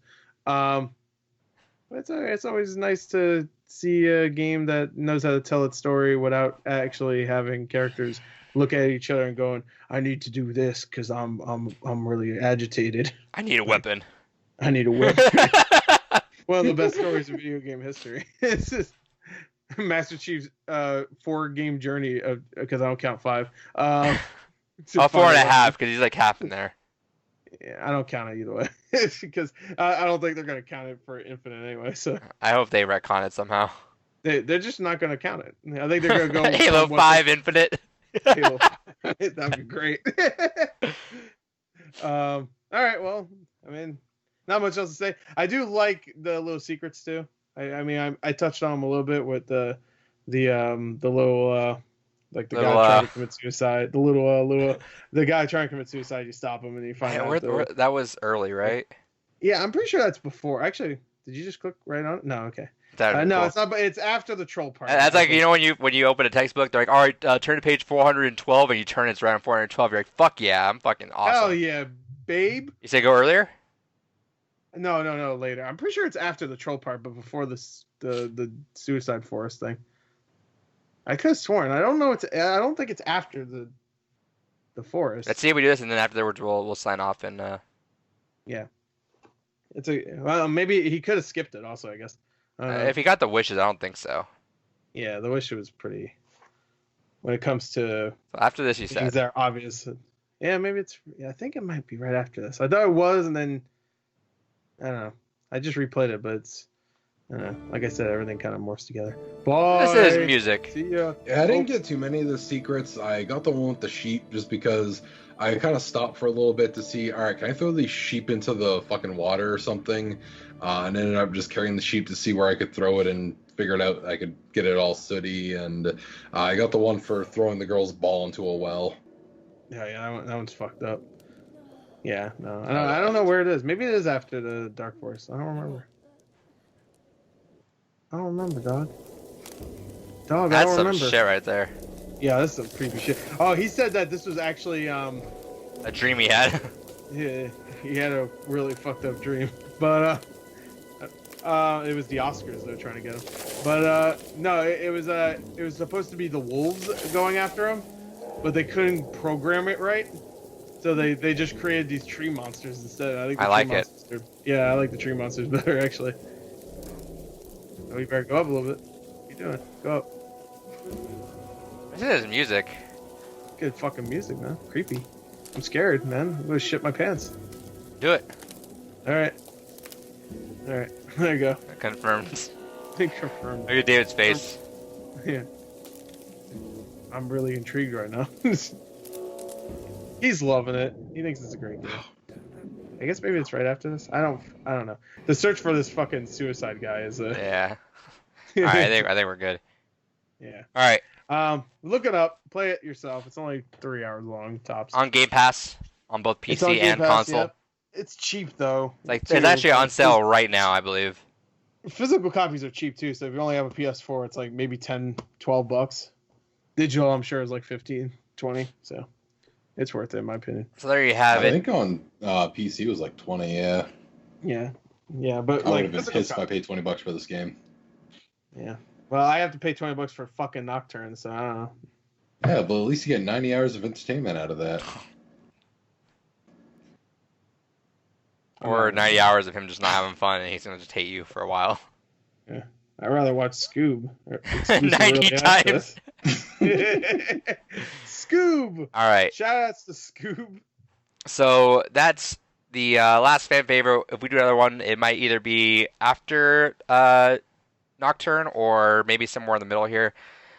Gor's proposing July, but I have a feeling that we might want to spend some time catching up on other stuff that we have in between there too. But I'm open to it. July. What do we have for games gone by in July again? Shadow of the Colossus, which is a pretty short one, so it's like 10 hours tops, I think. So, but I was gonna suggest a really short game, so like a really short one. I have one that I wanted in July, but does not qualify. So therefore, I'm gonna have to wait.